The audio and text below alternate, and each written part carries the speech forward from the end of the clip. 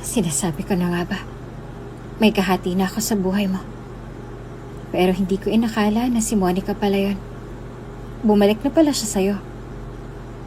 O bumalik ka na pala sa kanya. Nagkabalikan na pala kayong dalawa. Masaya ako para sa inyo.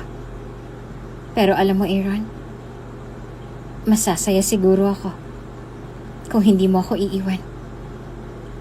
Kung mananatili ka lang sa buhay ko.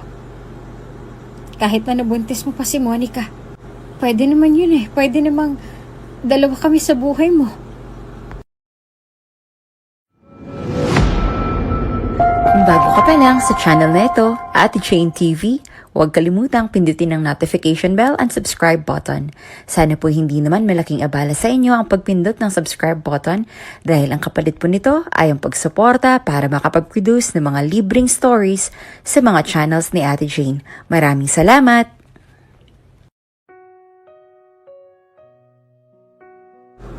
Tahimik na pinahira ni Lorian ang mga luha sa kanyang mga mata na gabing yun nang marinig niya ang ugong ng kotse ng kanyang asawang si Aaron. Pagkuway unti-unti siyang nagpaskil ng isang ngiti sa kanyang mga labi at huminga ng malalim bago tinungo ang malaking pinto ng kanilang bahay para buksan iyon upang salubungin ang pagdating nito. Pagbukas pa lang ni Lorian ng pinto ay alam niya ng lasing ito dahil amoy na amoy niya kaagad ang alak na sumisingaw mula sa katawan ng asawa. Ngunit gaya ng nakagawian at nakasanayan ay hindi na lamang niya iyon pinansin at tinanong sa asawa dahil ayaw niya na nagagalit ito sa kanya. At isa pa baka masigawan ulit siya nito at maungkat na naman ito ang dahilan kung bakit naglalasing ito. Sobrang sakit na naman iyon para kay Lorian. Madadagdagan na naman ang bigat na nararamdaman niya sa loob ng kanyang dibdib. Hanggang sa mga sandaling iyon mula pa kanina pag nagkataon. Oh, Aaron, mabuti na ba't nakauwi ka na? May overtime na naman ba kayo? Nakangiting tanong ni Lorian kay Aaron. Ngunit hindi man lang siya nito sinulyapan o tiningnan man lang kahit isang segundo. Bagkus ay dire-diretso lang itong pumasok sa loob habang marahang niluluwagan ang suot nitong necktie habang naglalakad papunta sa komedor. Nakangiting inilahad naman ni Lorian ang kanyang palad kay Aaron bago nagsalita. Akin na yung necktie mo at yung attache case mo. Walang imik na ibinigay naman ito. At tuluyan ang pumasok sa loob ng komedor nila. At nang marating na nito ang crystal glass dining table ay pabagsak itong umupo sa upuan nila roon at tila nahahapong inihiga nito saglit ang leeg roon bago umupo ng maayos at bahagyang iniyuko ang ulo habang nakalagay ang mukha sa nakatukod na braso sa dining table at saka nakapikit na nagsalita sa lasing na tono. Lorian, ikuha mo nga ako ng tubig na malamig. Mabilis na tumalima naman agad si Lorian at kumuha ng tubig na maiinom nito sa ref habang dala-dala pa rin ang necktie at attache case ito. Pagkuway nagmamadali siyang bumalik patungo sa kinauupuan ni Aaron at ibinigay rito ang malamig na tubig na kinuha naman ito agad sa kanya at saka nilagok iyon. Tumikim naman si Lorian at nakangiti ulit na nagsalita. Mari na ba katang hainan ng makakain? Nagluto na ako kanina ng paborito mong kare-kare. Sa lubong ang mga kilay na mabilis naman itong sumagot. Gusto ko talagang kumain sana. Kaya ako nagtungo rito sa komedor dahil konti lang ang nakain ko kanina. Tas naisuka ko pa yata lahat. Kaya lang nasusuka na naman ako so wag na lang. Ayoko nang kumain. Naisa na niyang tanungin kung saan na naman ito kumain o kung sino nga bang kasama nitong kumain. Kahit may kutob na siya ng mga ka-office mate na naman ito. Marahil ay sa bar na naman ng mga ito kumain at nagiinuman gaya ng nakita niya noon nung palihim na sinundan niya ito. Ngunit pinigilan niya ang sarili. Hanggat maaari ay ayaw niyang magagalit si Aaron sa kanya. Maiinis o makukulitan. Iniiwasan niyang mangyari ulit ang bagay na yon simula nung isang beses na nagkasagutan sila tungkol sa isang bagay. Tapos bigla itong nagwala ng todo. Ang mga gamit nila nun sa kwarto at sa sala ay kung saan na nakarating nang pinagbababasag nito habang nagsisisigaw sa galit. Kaya ayaw niya nang maulit pa iyon. Nakakatakot. Nakakahiya sa mga kapitbahay nila sa subdivision na yon. Kaya huminga na lang ng malalim si Lorian at pilit nang umiti ulit bago malamanay na nagsalita. Ganun ba? Oo, sige. Ano pa bang gusto mo bago tayo umakyat sa kwarto at nang makapagpahinga ka na? 11:00 na rin kasi ng gabi kaya tingin ko'y kailangan mo nang magpahinga. Pagkatapos ng gusto mo pang gawin ngayon, Aaron. Nagkibit balikat naman si Aaron at saka tumugon. Gusto ko mag-inuman tayo at mag-usap ng mga bagay-bagay. Napakurap naman agad si Lorian bago sumagot. Pero alam mo naman na hindi ako umiinom ng alak, Aaron, 'di ba? At isa pa, nakainom ka na eh. Magpahinga ka na lang muna. Baka kasi mapano ka kung masobrahan ka pa sa pag-inom ngayon. At kung gusto mong mag-usap tayo, huwag na lang dito, Han. Sa kwarto na lang, pwede ba? Para pagkatapos natin mag-usap, pwede na tayong matulog agad. Malumanay na suhestyon ni Lorian. Tinaasan naman siya agad ni Aaron ng kilay, kaya agad siyang napalunok dahil sa takot. So inuutusan mo na ako ngayon? Mabilis naman ang ginawang pag-iling ni Lorian na kinakabahang sumagot. Hindi, Aaron. Hindi sa ganon. Nagsasuggest lang naman ako. Pero kung ayaw mo naman sa suggestion ko, gusto mo pa rin naman na masusunod at palagi kong susundin. Alam mo naman yan, hindi ba? Mapakla namang umiti ito sa kanya at makahulugan siyang tinitigan bago nagsalita. See, Lorian? Yan talagang isang bagay na pinakaayaw ko sa ugali mo. Yung sunod-sunuran ka. Yung pagiging utu-utu mo noon palang mga bata pa tayo. Kaya nga sa tuwing tinutokso ko lagi ng mga magulang ko sa'yo ng mga bata pa tayo, talagang naririndi ako. Kasi hindi talaga kita gusto. Kahit katiting man lang. Isang kabaliktaran sa nararamdaman mo sa akin. Hindi ko rin alam kung bakit mo ba ako nagustuhan noon eh. Puro lang naman kasamaan ang pinapakita ko sa'yo. Tapos hindi ka pa nakontento sa pagsabi mo noon sa mga magulang ko na may gusto ka sa akin. Sinabi mo na rin sa akin yun. Alam mo bang naramdaman ko noon? Nasusuka ako. Pero mas nasuka ako nung sinabi ng mga magulang ko sa akin na balang araw ipapakasal daw nila tayo sa isa't isa. Na balang araw gusto nilang magkaapo sa atin. At nangyari nga yung gusto nila na naipakasal nila tayo sa isa't isa.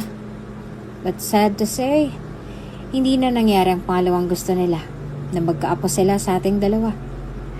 At ewan ko rin ba kung bakit hindi mo ako mabigyan-bigyan ng anak. Pagod na ako malasing halos gabi-gabi. Parang hindi lang ako masuka pag isinipin kita. At maisip ko ang kababata ko, kasipin ko at hindi si Monica. Ang babaeng una kong pag-ibig na hiniwalayan ko para sa kagustuhan ng mga magulang ko.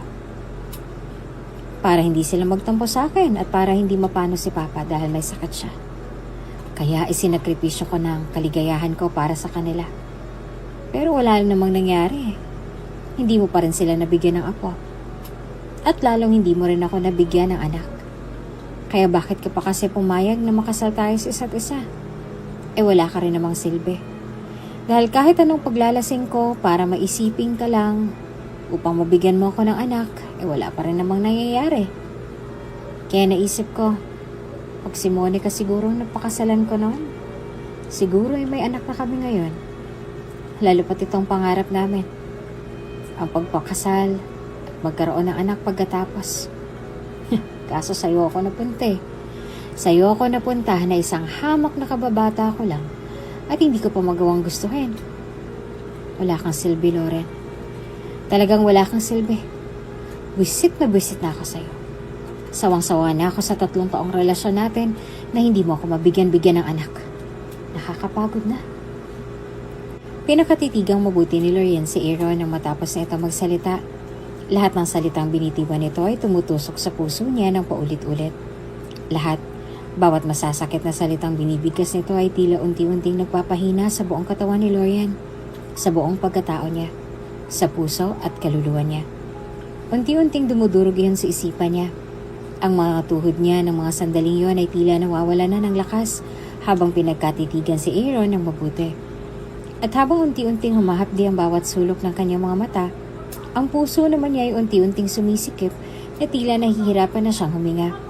Hanggang sa naramdaman niya na ang unti-unting pagsungaw ng mga luha mula sa kanyang mga mata at ang unti-unting pagtulo ng mga masasaganang butil niyon mula sa mga mata niya. Masakit, sobrang sakit. Hindi niya sukat akalain na kayang sabihin niyo ni Aaron sa kanya lahat. At naisip na Lorian na kahit anong iwas niya pa upang hindi na siya nito masabihan ng mga masasakit na salita at upang hindi na ito magalit sa kanya, lalong-lalo na upang wala na itong maungkat pa ay mangyayari pa rin pala ang nakakatakutan niya. Mangyayari at mangyayari pa rin pala. Nang makita marahil ni Aaron ang pagtulo ng mga luha mula sa kanyang mga mata, ay agad itong napangiti ng mapag-insulto sa kanya bago nagsalita. Oh, anong iniiyak-iyak mo dyan? Nasaktan ka ba? Nasaktan ba kita sa mga nasabi ko? Huwag ka nang umiyak dahil deserve mo yan. Hindi ka ba naman kasi kalahating tanga? Ba't ka pumayag na ikasal tayo sa isa't isa? Mga bata pa lang tayo, pinakita ko na sa'yo na ayaw ko sa'yo eh. Tapos ngayon iiyak-iyak ka. Totoo naman yung sinabi ko. At isa pa, ilang ulit na kitang sinabihan na maghiwalay na tayo. Pero ayaw mo pumayag. Di rin naman tayo pwedeng maghiwalay na desisyon ko lang at hindi ka pumayag dahil wala rin namang silbi yun. At isa pa, baka magsumbong ka pa sa mga magulang ko. Grabe stress talagang binigay mo sa buhay ko. Sa loob ng 3 taon nating pagsasama bilang mag-asawa. Alam mo ba yun? 3 taon na ako nagtitiis at naghihintay na sana makipaghiwalay ka na sa akin. Kaso wala eh. Matigas ka pa sa bato. Ano bang napapala mo sa pagpapakamartir mo sa akin? Kung pera lang naman ang pag-uusapan, mas mayaman pang pamilya mo kaysa sa amin. Mapait na ngumiti si Lorien kay Aaron. Totoo namang deserve niyang masaktan ng ganon. Deserve niyang masaktan ng paulit-ulit sa loob ng 3 taon. Deserve niyang makarinig ng mga masasakit na salita. Kasi pinili niyang magpakamartir na lang at para hindi mapunta si Aaron kay Monica upang hindi ang mga ito magkabalikan at maiwan siya ni Aaron na luhaan at labis-labis na masaktan. Kaya kahit na sinasabihan na siya nito ng ilang ulit na maghiwalay na sila ay hindi siya pumayag. Dahil alam niyang mas masasaktan siya ng ilang milyong beses pag malaman niyang pagkatapos nilang maghiwalay ay bumalik nito kay Monica. Mas hindi niya kakayanin ang ganon. Mas ikamamatay niya yon. Ikababaliw niya yon pag nagkataon. Kaya mas pinili na lang niyang manatili sa tabi ni Aaron dahil mahal na mahal niya ito noon pa man. At ayaw niyang mapunta pa ito sa iba. Ikamamatay ng puso niya iyon panigurado. Humugot na si Loren ng isang malalim na buntong hininga bago pinahira ng mga luha sa kanyang mga pisngi at nakangiting nagsalita na parang wala lang nangyari. Na parang wala siyang narinig na masasakit na salita mula rito. Aaron, pumayag akong makasal tayo kasi mahal kita. Iyon lang naman ang dahilan ko. Mahal kasi talaga kita nun pa man. At kahit mahal na kita nun pa man, ay handa akong magtiis sa lahat ng sakit para manatili ka lang sa aking tabi. Dahil mahal na mahal talaga kita, Aaron. Ayoko mawala ka sa akin. Mas masasaktan ako pag ganun. Wika ni Lorien sa garalgal na tono ng boses. Naiiyak ulit siya. Ngunit sa pagkakataong yon, pigil na pigil niya na ang sariling huwag maiyak sa harapan nito. Ayaw niya nang mas magalit o mas mainis pa si Aaron sa kanya. Nakita ni Lorien na napailing-iling si Aaron na tila ba hindi makapaniwala sa kanyang sinabi. Pagkuway nginitian siya nito nang nakakainsulto bago nagsalita. Nababaliw ka na. Bilib na ako sa kabaliwan mong taglay. Ani nito at biglang tumayo dahil lalo pang muntik na itong matumba. Si Lorien naman ay agad ang mamadaling lumapit kay Aaron at inalalayan ito. Hindi naman na ito pumalag. Siguro ay dahil di na nito kaya ang hilo nito dahil sa matinding kalasingan.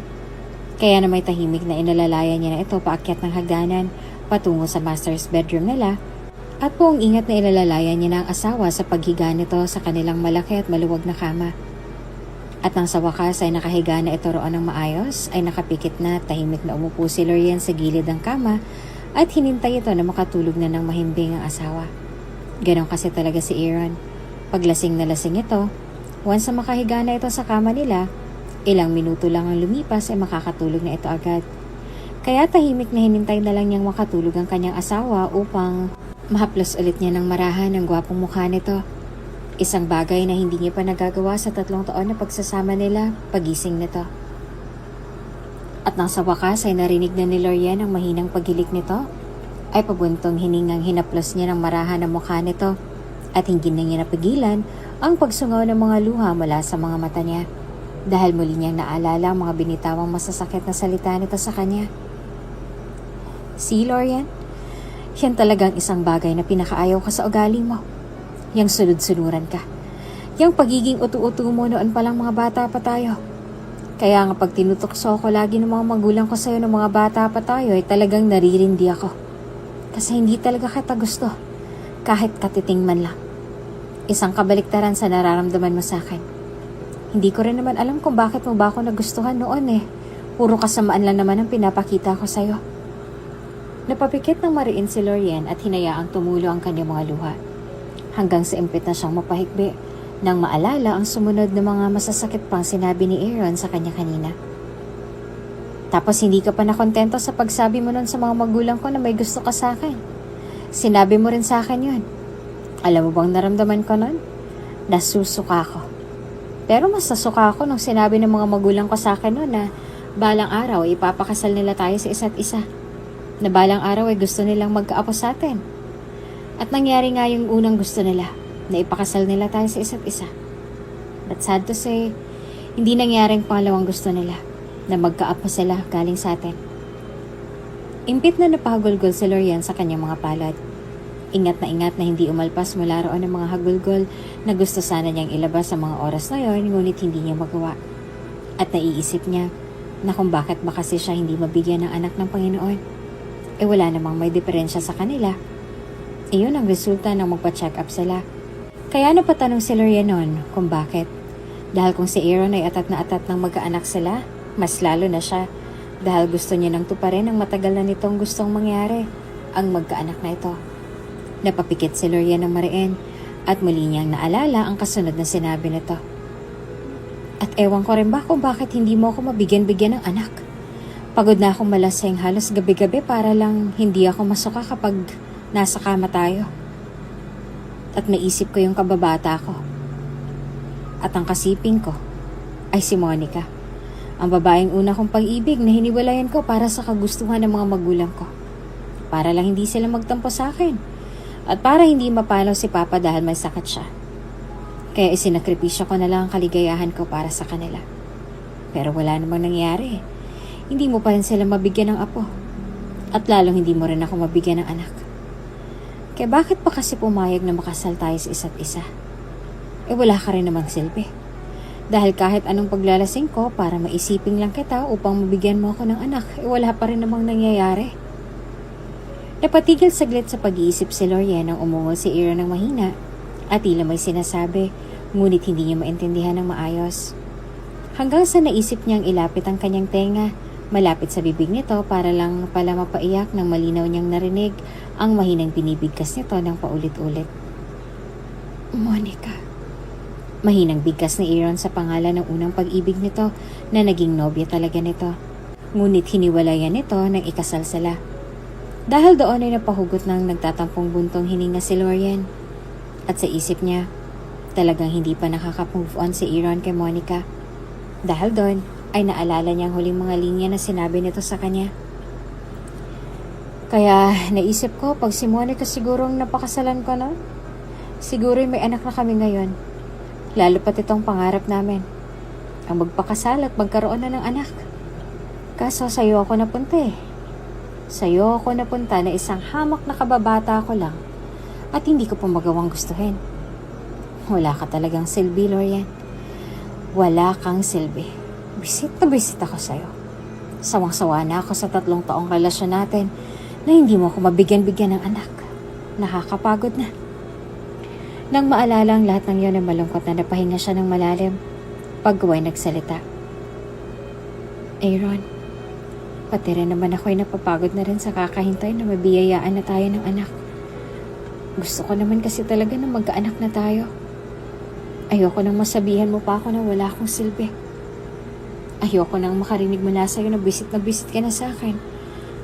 Ayoko nang sisihin mo pa ako at ikumpara kay Monica. Ayoko nang makarinig pa ng masasakit na salita mula sa'yo. Ayoko nang ganon. Gustong-gusto ko na magkaanak tayo. Dahil Aaron, naisip ko na baka ang bata nang maging dahilan upang manatili ka sa tabi ko habang buhay.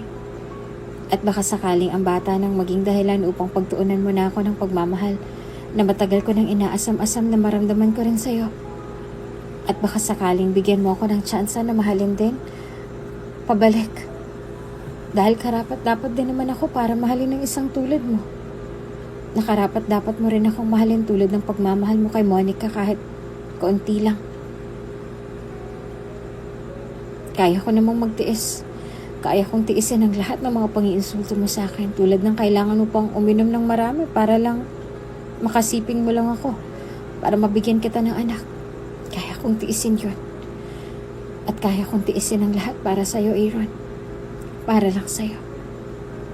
Kaya ipinagdadasal ko lagi na darating din ang araw na magbibigay sa atin ang matagal na nating inaasam-asam na magkaanak na tayong dalawa.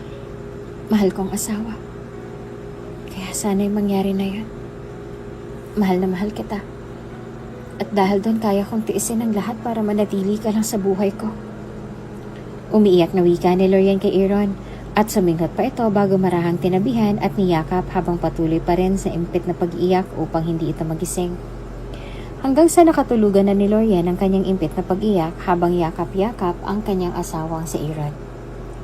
Kinabukasan ay busy na si Lorian sa pagluto ng agahan nila ni Aaron. Tapos na kasi siya sa paghahanda ng mga susuotin nito sa trabaho at ang mga dadali nito roon. Ito mismo ang CEO ng kumpanya nilang mag-asawa. Wedding gift yan sa kanila ng kanyang mga magulang matapos nilang ikasal. May ngiti sa mga labing inilapag ni Lorian ang mangkok na may masarap na ulam na niluto niya para kay Aaron ng umagang yon. Na makita niya itong bumaba ng mahabang hagdanan nila at tumungo sa komedor. Timing naman na handa na ang lahat ng agahan nila nang makalapit ito sa dining table. Good morning, Aaron! Niluto ko ang paborito mong agahan kaya umupo ka na't kumain. Nakangiting wika ni Lorian kay Aaron. Ngunit wala man lang siyang narinig sa pagtugon mula rito. Kahit pakitang tao lang sana na pagtugon ay hindi nito iyon ginawa. Kahit pagtangungay, wala rin. Tahimik na umupo lang ito sa upuan roon at nagsimula ng kumain. Ni hindi nga siya nito sinabihan na kumain na rin kasabay nito.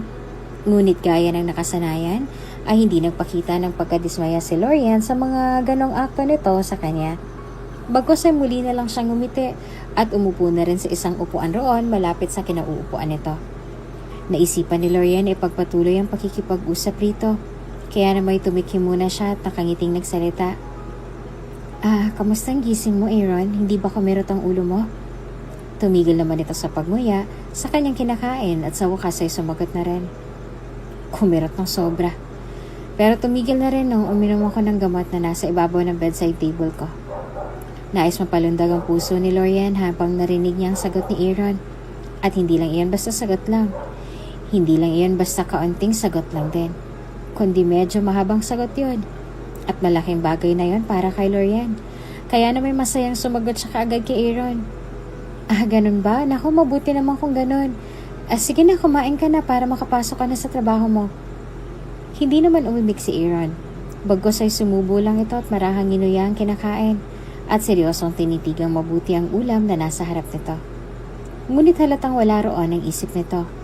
Pero hinayaan na lang ni Lorian iyon at ipinagpatuloy na lang ang maganang pagkain ng mga sandaling yon. Ngunit nang sumubo ulit siya ng pagkain ay biglang nagsalita ito. Ikaw na naman bang naglagay ng tubig at gamot ron sa ibabaw ng bedside table ko? Kung ikaw ulit yon, maraming salamat kung ganon. Seryosong wika ni Aaron na talagang ikinasinghap ng labis ni Lorian na naging dahilan upang mapaubo siya. Nabigyan tuloy siya ni Aaron agad ng tubig na kinuha naman niya agad at ininom iyon sabay nahihiyang nagsabi ng salamat. Nagsalubong naman ang mga kilay ni Aaron nang tumugon sa kanya. Parang nagpasalamat lang ako sa'yo, inubo ka kaagad Pagsusungit pa nito. Nahihiyang umiti naman si Lorian sa asawa at nagsalita ng mahina. Pasensya na, nagulat lang ako. Pero salamat din dahil na-appreciate mong maliit na bagay na yon. Maraming salamat, Aaron. Buong pusong pasasalamat ni Lorian sa asawa. Tumango si Aaron. Pagkuway seryosong nagsalita habang nakatingin sa kanya. Salamat din sa iniwan mong note roon na nakaipit sa ilalim ng baso. Sa puntong yon, ay hindi na napigilan ni Lorian ang mapangiti ng sobrang luwag dahil sa narinig niya mula sa bibig ni Aaron mismo.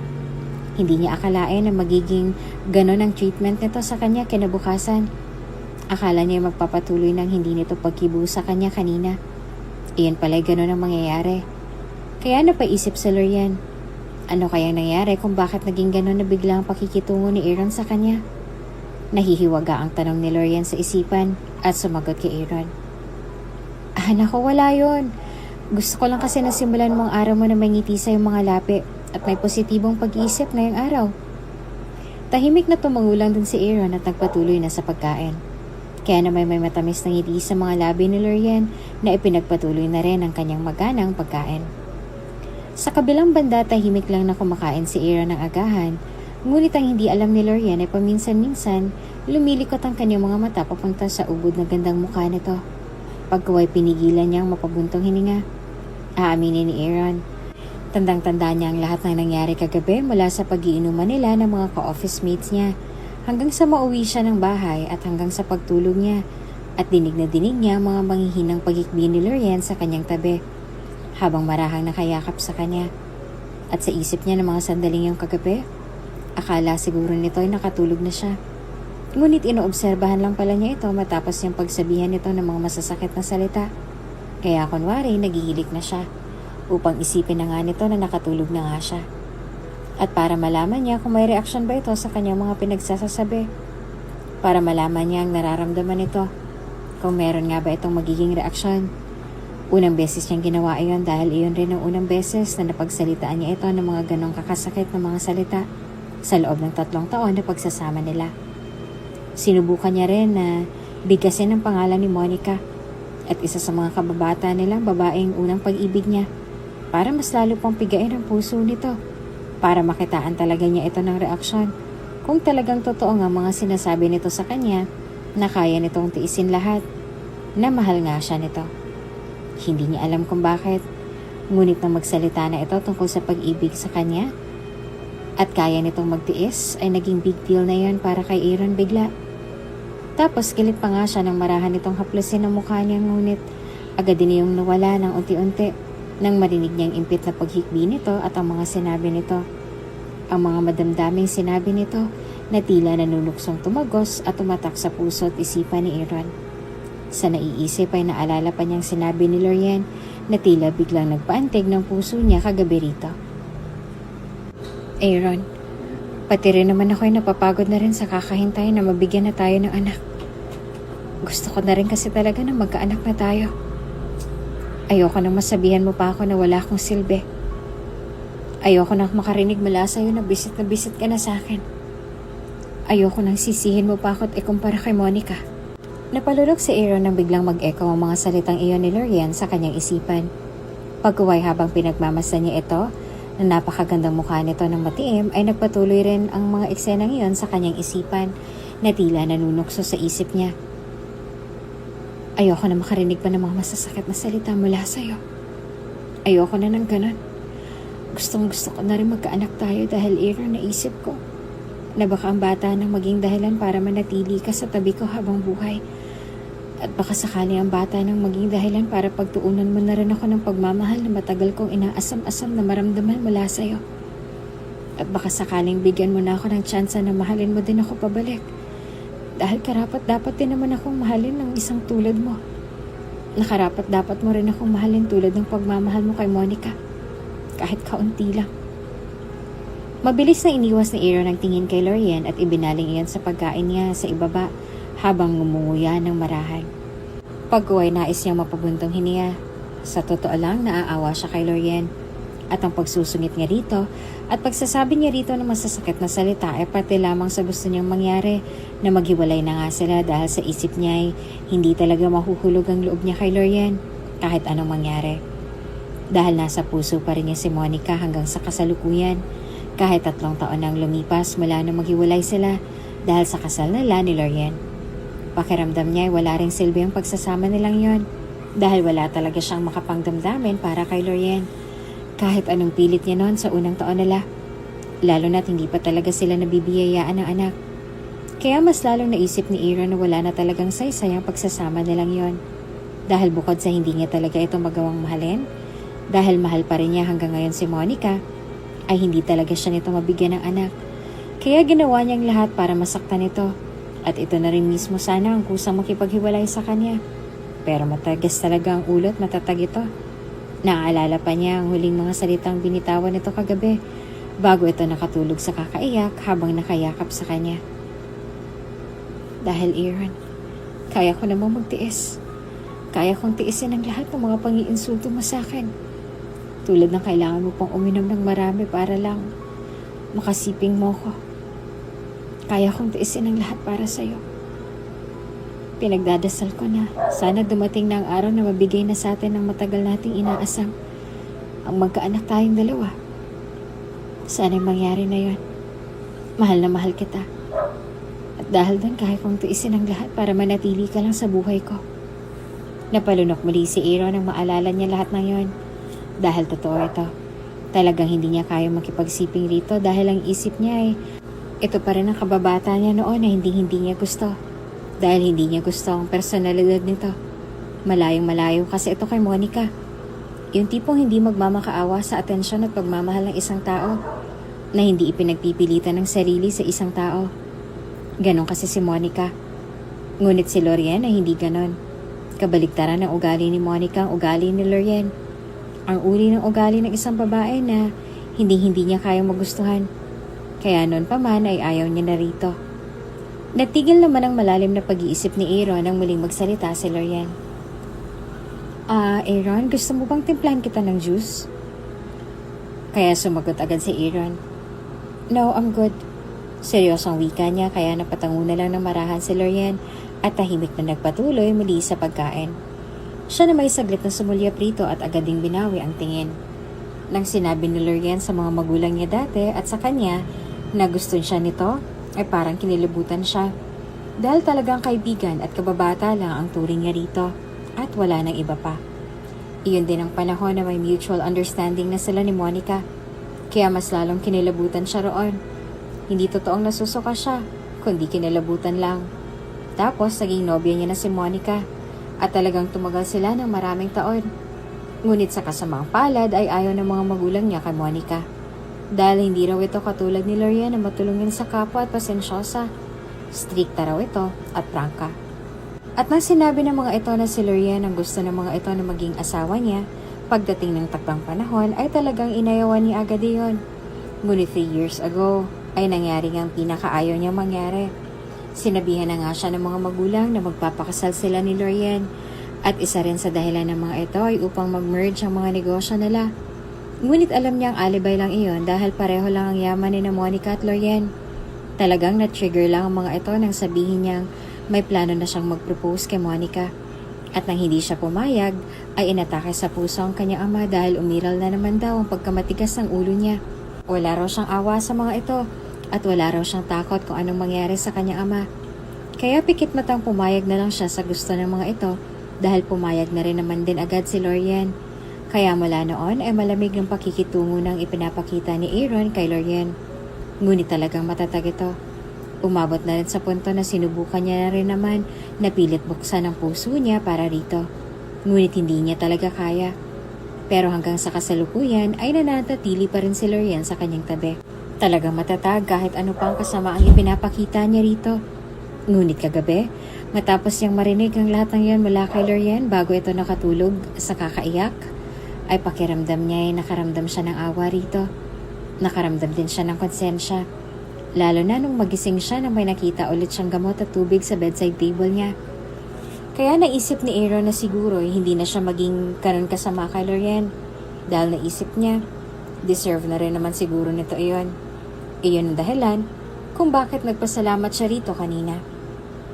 Muli niyang tinignan si Lorien at naisip na wala rin naman siguro masama kung medyo kalmahan niya ang pag-iinsulto at pagsusungit rito.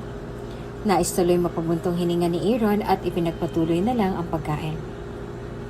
Eksakto 8:00 na ng umaga nang ihatid na ni Lorien si Aaron sa labas dahil papasok na ito sa trabaho. Itong nakaugalian niya ng gawin kahit hindi siya nito pinapansin, pagsasabihan niya rito na mag-ingat ito sa pagmamaneho. Ngunit ng mga sandaling iyon ay tila biglang nag-ibang ihip ng hangin dahil hindi na ito seryosong naglakad patungo sa garahe nila. Hindi na ito nakangiti pero maaliwalas na ang gwapong mukha nito ng mga sandaling iyon. Mag-ingat ka sana sa pagmamaneho mo. Wika ni Lorien na may mga ngiti sa labi hanggang sa makapasok na ito sa kotse niya. At sa totoo lang, hindi na siya nag-expect pa na tutugon ito sa kanya dahil sanay na nga siyang hindi siya nito pinapansin man lang. Ngunit ang mga sandaling iyon ay biglang nanlaki ang mga mata niya nang biglang sinungaw nito ang ulo nito sa bintana ng kotse at nagsalita ng mahina. Ikaw din, mag-ingat ka dito. Lagi ka pa namang mag-isa dito. Wika ni Aaron na walang kangiti-ngiti. Pero ramdam ni Lorian ang sincerity noon. Kaya mabilis siyang napahawak sa ibabaw ng dibdib niya at pigil na pigil ang luha nang umiti siya kay Aaron bago sumagot. Salamat. Tumango naman si Aaron ng bahagya habang nasa unahan ng tingin nito bago tumugon na mahina. Sige, alis na ako. Wika ni Aaron at pinaandar na ang makina ng kotse nito. Kaya umatras naman ng kaunti si Lauren at ngumiti kay Aaron at bahagya pang iwinagayway ang isang kamay nito bago nagsalita. Sige, ingat. Wika niya at tumikim upang pakalmahin ang sobrang kasiyahan na nararamdaman sa loob ng kanyang dibdib ng mga sandaling yon.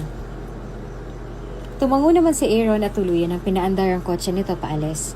At naiwan si Lorian doon na sobrang lawak ng ngiti sa mga labi habang tinatanaw ang sasakyan ni Aaron papalayo. Sobrang saya niya. Sobrang tuwa niya. Dahil parang biglang bumait sa kanya ng kaunti si Aaron.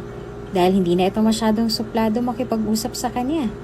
Kaya tanging hiling niya na lang sana ay magtuloy-tuloy na yon. Sana. Napahinga ng malalim si Lorian habang may matamis at masayang ngiti sa kanyang mga labi. Pagkuway pumasok na siya sa loob ng malaking bahay nila ng asawa at maligayang pumasok doon. Samantala, sa opisina ni Aaron ay abalang-abala siya na nagtatype sa keyboard ng kanyang laptop nang bigla siyang bulabugin ng kanyang sekretarya sa intercom. Pabuntong hiningang pinindot niya ang button ng intercom at sumagot. Yes, Blakely, what is it? Sumagot naman agad ang kanyang sekretarya. Sir, nandito po si Miss Salazar sa baba. Gusto niya raw po kayo makausap. Sa narinig ay kaagad na nanlaki ang mga mata ni Aaron. Pagkuway biglang bumilis ang tibok ng kanyang puso habang umalingaw-ngaw sa kanyang isipan ang apelidong yon. Kaya naman napahinga muna si Aaron ng pagkalalim-lalim upang pakalmahin ang sarili bago tumikim at sumagot. Okay, send her in. Ilang sandali pa'y bumukas na ang automatic steel door ng opisina ni Aaron. At kasabay ng pagbukas ng pinto ay ang pagbilis ng pabilis ng tikbok ng kanyang puso nang makita niyang babaeng pumasok mula roon. Aaron, tila nahihiyat na iyak na bati agad ng babae sa kanya nang magtagpo na sa wakas ang mga paningin nila. Napalunok naman agad si Aaron at napatayo para salubungin ang babae. At nang sa wakas ay magkalapit na sila ay agad niya itong niyakap sabay mahinang bigkas sa pangalan nito. Monica. Agad naman itong napaiyak at napahagulgol nang marinig marahil itong pagbigkas ng kanyang pangalan. Kaya naman mas sumigpit pang lalong pagyayakap niya dito at ganun rin ito sa kanya. Aaron, miss na talaga kita.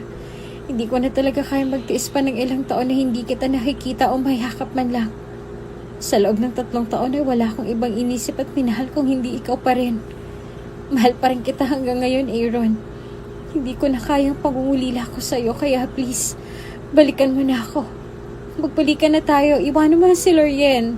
Mahal mo pa naman ako, diba? Hindi naman ganito ang magiging reaction mo kung hindi mo naman ako mahal eh. So tell me, mahal mo pa rin ba ako hanggang ngayon? Pareho pa rin ba tayo ng nararamdaman? Umiiyak na diretso ang wika agad ni Monica kay Aaron.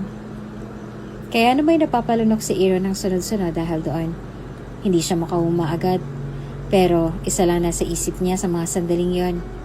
Ang sabihin rin kay Monica, ang totoong nararamdaman niya para dito. Oo naman, Monica. Hanggang ngayon, pareho pa din naman tayo ng nararamdaman sa isa't isa. Mahal na mahal pa rin kita. Baso yung wika ni Aaron at madamdaming hinalikan ng tuktok ng ulo ng babae.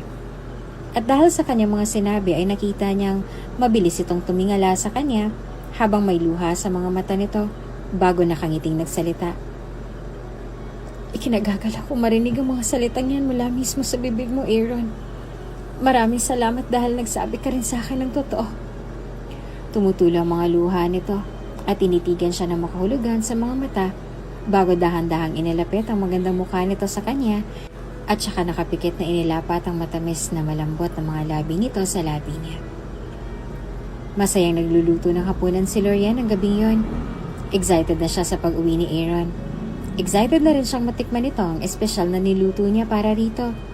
Dahil yan sa biglaang kabaitan na ipinakita nito sa kanya kanina. Kaya na may hapon pa lang ay hindi na siya magakumahog sa paghanda ng mga espesyal na ulam para kay Aaron ng gabing yon. Pagsapit ng 6:00 gabi, nakahanda ng lahat sa mesa. Pag late ulit si Aaron makauwi ng gabing yon, ay iinitin na lang ni Lorian yon kagaya ng nakasanayan na niyang gawin tuwing late na itong nakakauwi sa bahay kadalasan. Kaya naman ang maihanda niya na ang mesa lahat, pati ng mga imported wine at candlelight, ay tinanggal niya na ang suot ni apron at umakyat na patungo sa kwarto nilang mag-asawa upang maligo na. Aaron, nasan ka na ba? Pabuntong hiningang wika ni Lorian at tiningnan ng malaking wall clock na nakasabit sa dingding nila sa pagkuhay, malungkot at kinakabahang tumingin sa malaking pintuan ng kanilang bahay. Pasado 1:00 na ng madaling araw, ngunit hindi pa rin nakakauwi ang kanyang asawa. Nag-aalala na siya kay Aaron. Sa isip kasi ni Lorian ay baka kung ano nang nangyari dito. Ang pinakamatagal na oras kasi ng pag-uwi nito ay 11:00 lang ng gabi o pasado 11:00 ng gabi. Ngunit madaling araw na at wala pa rin ito. Kaya na may bumuntong hininga na lamang si Lorian. Tsaka naman biglang may bumisinang sasakyan sa labas ng bahay nilang mag-asawa. Kaya agad ang napalitan ng matamis at masayang ngiti ang malungkot at kinakabahang ekspresyon ng mukha ni Lorian. Busina kasi iyon ang sasakyan ni Aaron. Kaya na may tila na walang parang bula ang gutom at antok na kanina pa niya nararamdaman at halos lakad takbong tinungo ang pintuan upang pagbuksan na ito. Sa totoo lang, inaasahan niya sa pagbukas niya ng pinto ay ang maaliwalas ulit na gwapong mukha ni Aaron katulad na nangyari kaninang umaga. Ngunit nung pagbukas niya rito, malayo sa inaasahan niya ang nangyari. Dahil imbes na maaliwalas na mukha nito mabungaran niya, ay ang nagkakasalubong na kilay nito ang bumungad sa kanya ngayon. Aaron, mabuti nandito ka na. Nag-aalala ako sa'yo sobra. Uwi ka agad ni Lorian sa asawa. Ngunit sa halip na sagutin siya nito, kagaya ng ginawa nito kaninang umaga, ay hindi siya nito pinansin at dire-diretso lang sa paglakad patungo sa hagdanan. Kaya naman nanlaki ang mga matang umagapay si Lorian sa paghakbang ni Aaron patungo sa hagdan at nagsalita. Aaron, hindi ka ba kakain ng hapunan? Naganda pa naman ako ng espesyal na panghapunan natin. Pilit na pinagiliw ni Lorian ang tono ng kanyang boses ang sabihin iyon. Pagkuway na pakunuot siya at napatanong sa isip. Siya lang ba? O talagang nangangamoy perfume ng babae si Aaron ng mga sandaling yon? O baka naman guni-guni niya lang din ang mabangong perfume na yon? Saglit lang kasi ang amoy na yon. Kaunti lang. Napalunok tuloy si Lorian sa mga tanong na yon sa kanyang isipan. Natigil lang ang pag-iisip ni Lorian nang marinig niya na bumuntong hininga si Aaron bago sumagot. Busog na ako. Ikaw na lang kumain. Sige na, kumain ka na ron at matutulog na ako sa kwarto. Kaya na may napanganga na lamang si Lorian habang naiwan siyang takang-taka ulit sa inaakto ni Aaron at sa kakaibang pambabaeng amoy na tila kumapit sa damit o katawan nito. Marahang pabaling-baling sa higaan si Lorian, hindi talaga siya makatulog kahit anong mangyari. Napapaisip siya kung bakit biglang bumalik ulit sa dati ang inaakto ni Aaron sa kanya. At higit sa lahat, napapaisip rin talaga siya kung bakit nangamoy perfume ng babae si Aaron kanina pagdating nito. Kaunti lang naman ang amoy na yon. Kung tutuusin siguro kung hindi sensitibo ang pang-amoy niya, ay hindi niya iyan mahahalata kanina. Pero wala sensitibo ang pang-amoy niya. Kahit kaliit-liit ang amoy ay naaamoy talaga ni Lorian. Kaya tuloy nagduda siya roon. Pinaalis niya lang agad sa kanyang isipan. At kanina, siya na lang mag-isang kumain roon sa komedor dahil naisip niya na kahit siguro pilitin niya ito na sabayan siya sa pagkain ay hindi niya talaga ito makukumbinse. At sa estado ng mood nito kanina ay hindi malayong mabubulyawan na siya nito pagkukulutin talaga niya ito. Kaya na may kumain na lang siyang mag-isa roon habang napapaisip kung bakit nangangamoy ito ng perfume ng babae. Pagkapasok niya sa kwarto nila ay nakita niya nang nakahiga na ito sa kama nila at natutulog na. Nakaligo na rin ito. Kaya wala na siyang nagawa kung hindi yung tumabi na lang dito sa kama at pilit na pinapakalma ang puso at isipan niya. Ngunit talagang hindi siya makatulog sa kakaisip kung bakit ito nangangamoy ng ganon. At saktong pag-iisip ni Lorian ng ganon ay biglang nag-ibang posisyon ni Aaron ng higa at tumalikod sa kanya. At doon ninalaki ang mga mata ni Lorian. Nakasando si Aaron ng maluwag. Kaya nung malihis ang sando nito ay kitang-kita ni Lorian ang bakas na tila kalmot sa ibabang bahagi ng likuran nito.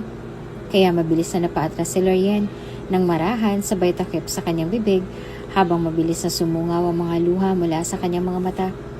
Pagkuway na patanong siya sa isipan. Nagtataksil ba si Aaron sa kanya? Kinabukasan ay mugto ng mga mata ni Lorian. Mabilis lang niyang nilagyan iyon ng concealer para hindi mahalata ni Aaron na galing siya sa magdamag na iyak. Nang marinig ni Lorian ang mga yapak ng mga paa nito, ay nilapag niya na ang pitsil ng juice sa dining table nila at umupo na roon. Dahil handa naman na ang agahan nila. Ngunit mabilis na nangunot ang noo niya nang makita niya si Aaron na dire-diretso sa paglakad patungo sa main door ng bahay nila. Dala-dalang attache case nito. Kaya dali-daling tumayo agad si Lorian at hinawal ito. Aaron, teka! Hindi ka ba kakain ng agahan? Nagtataka at nagtatampong tanong ni Lorian kay Aaron. Huminto naman agad si Aaron sa paglalakad at walang lingon likod na sumagot sa kanya. Hindi na. Doon ako kakain sa office. Nadismaya si Lorian, ngunit hindi niya iyon pinahalata. Nagsalita siya. Ganun ba? Di sige, ipaghahanda na lang kita ng babaunin mong agahan ron. Isasama ko na rin yung lunch mo. Ngunit hindi na naituloy ni Lorian ang nais sabihin, kasi biglang sumingit si Aaron. Wag na, di na kailangan. Wag mo nang pagurin ng sarili mo. Order na lang ako ng pagkain doon. Nang naiba lang sana ang sitwasyon ay siguro kanina pa naglumpasay sa kilig ang puso ni Lorian. Pero hindi. Alam niyang may malaking rason sa biglaang pagbabago ulit ng inaakto ni Aaron sa kanya. Tumikim siya at pilit pa rin sumagot rito. Ay nako, huwag kang mag-alala. Okay lang sa akin. Hindi naman nakakapagod ang pag-aasikaso sa iyo eh.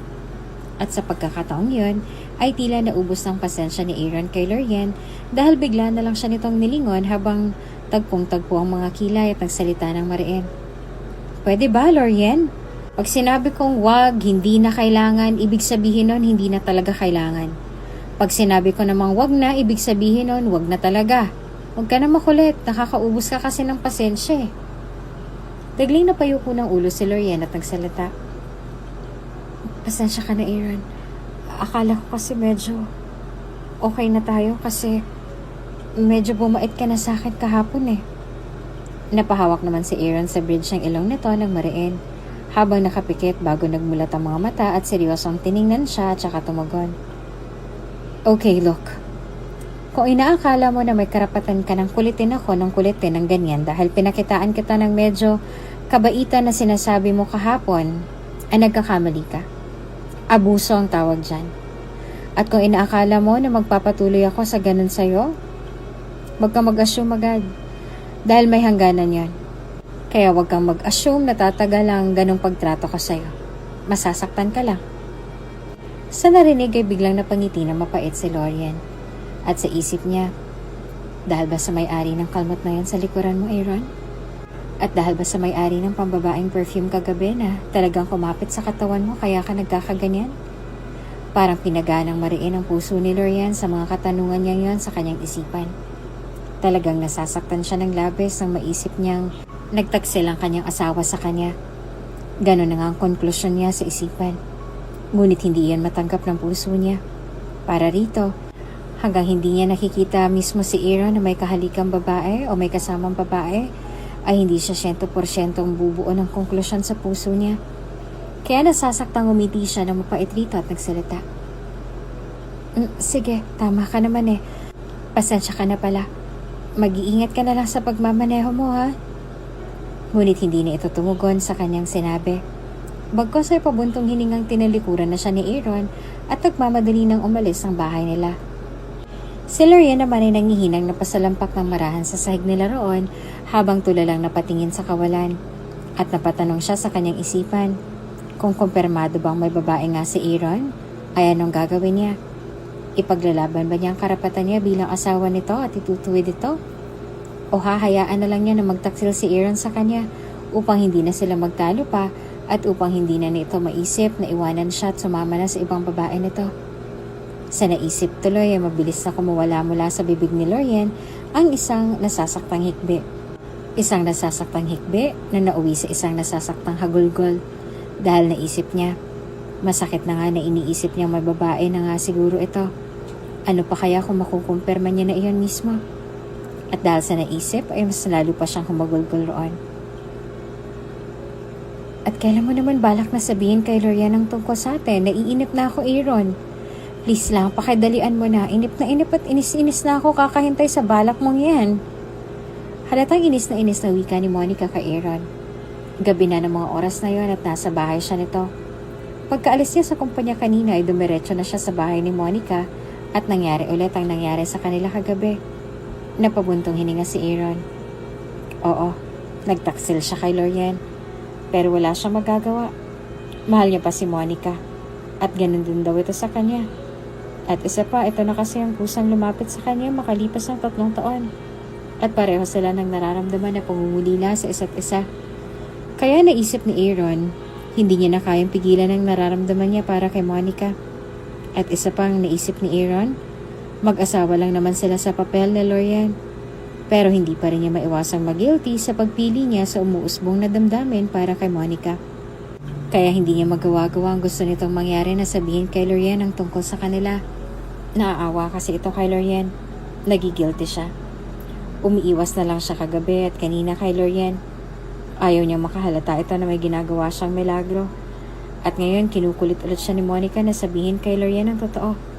Para tuloy mabibiyak ang ulo niya sa pang-aapura ni Monica sa kanya. Gusto tuloy mapailing ni Aaron dahil doon. Ngunit ano at ano man ay sumagot na lang siya dito sa pinakakalmanteng tono ng kanyang boses. Monica, hindi ko pa talaga kaya sa ngayon. Masyado pang mabilis. So please give me time. Naghahanap ako ng tamang tiyempo. Pabuntong hiningang wika ni Aaron kay Monica na ikinasalubong agad ng mga kilay nito at galit na sumagot. What? Are you being serious with that? So ano? Ako yung dehado ngayon, ganun ba? So paghihintayin mo pa ako ng paghihintayin. Baka naman yung paghahanap mo ng tamang tiyempo ay aabot pa ng ilang buwan o di kaya aabot ng taon. Isipin mo to ha, Aaron. Nakuha mo na ako at lahat-lahat kagabi. May nangyari na sa ating kagabi at nasundan ulit ngayon. Kaya siguro naman ay makarapatan na ako mag-demand sa'yo na gawin mo na ang bagay na gusto kong mangyari. Siguro naman ay may karapatan na akong apurahin ka. Dahil malay mo mabuntis mo ako, diba? At pag nabuntis ako, hindi mo pa rin ba sasabihin kay Monica ang tungkol sa atin? Dahil dyan sa sinasabi mong naghahanap ka pa ng tamang tiyempo? Para namang hinaplas ng isang mainit na palad ang puso ni Aaron nang marinig niya dito ang mga salitang baka mabuntis niya ito. Dahil pag nangyari yon, ay siya na siguro ang pinakamasayang lalaki sa mundo. Kasi sa wakas ay matutupad ng matagal niya nang hinihiling, ang magkaanak na.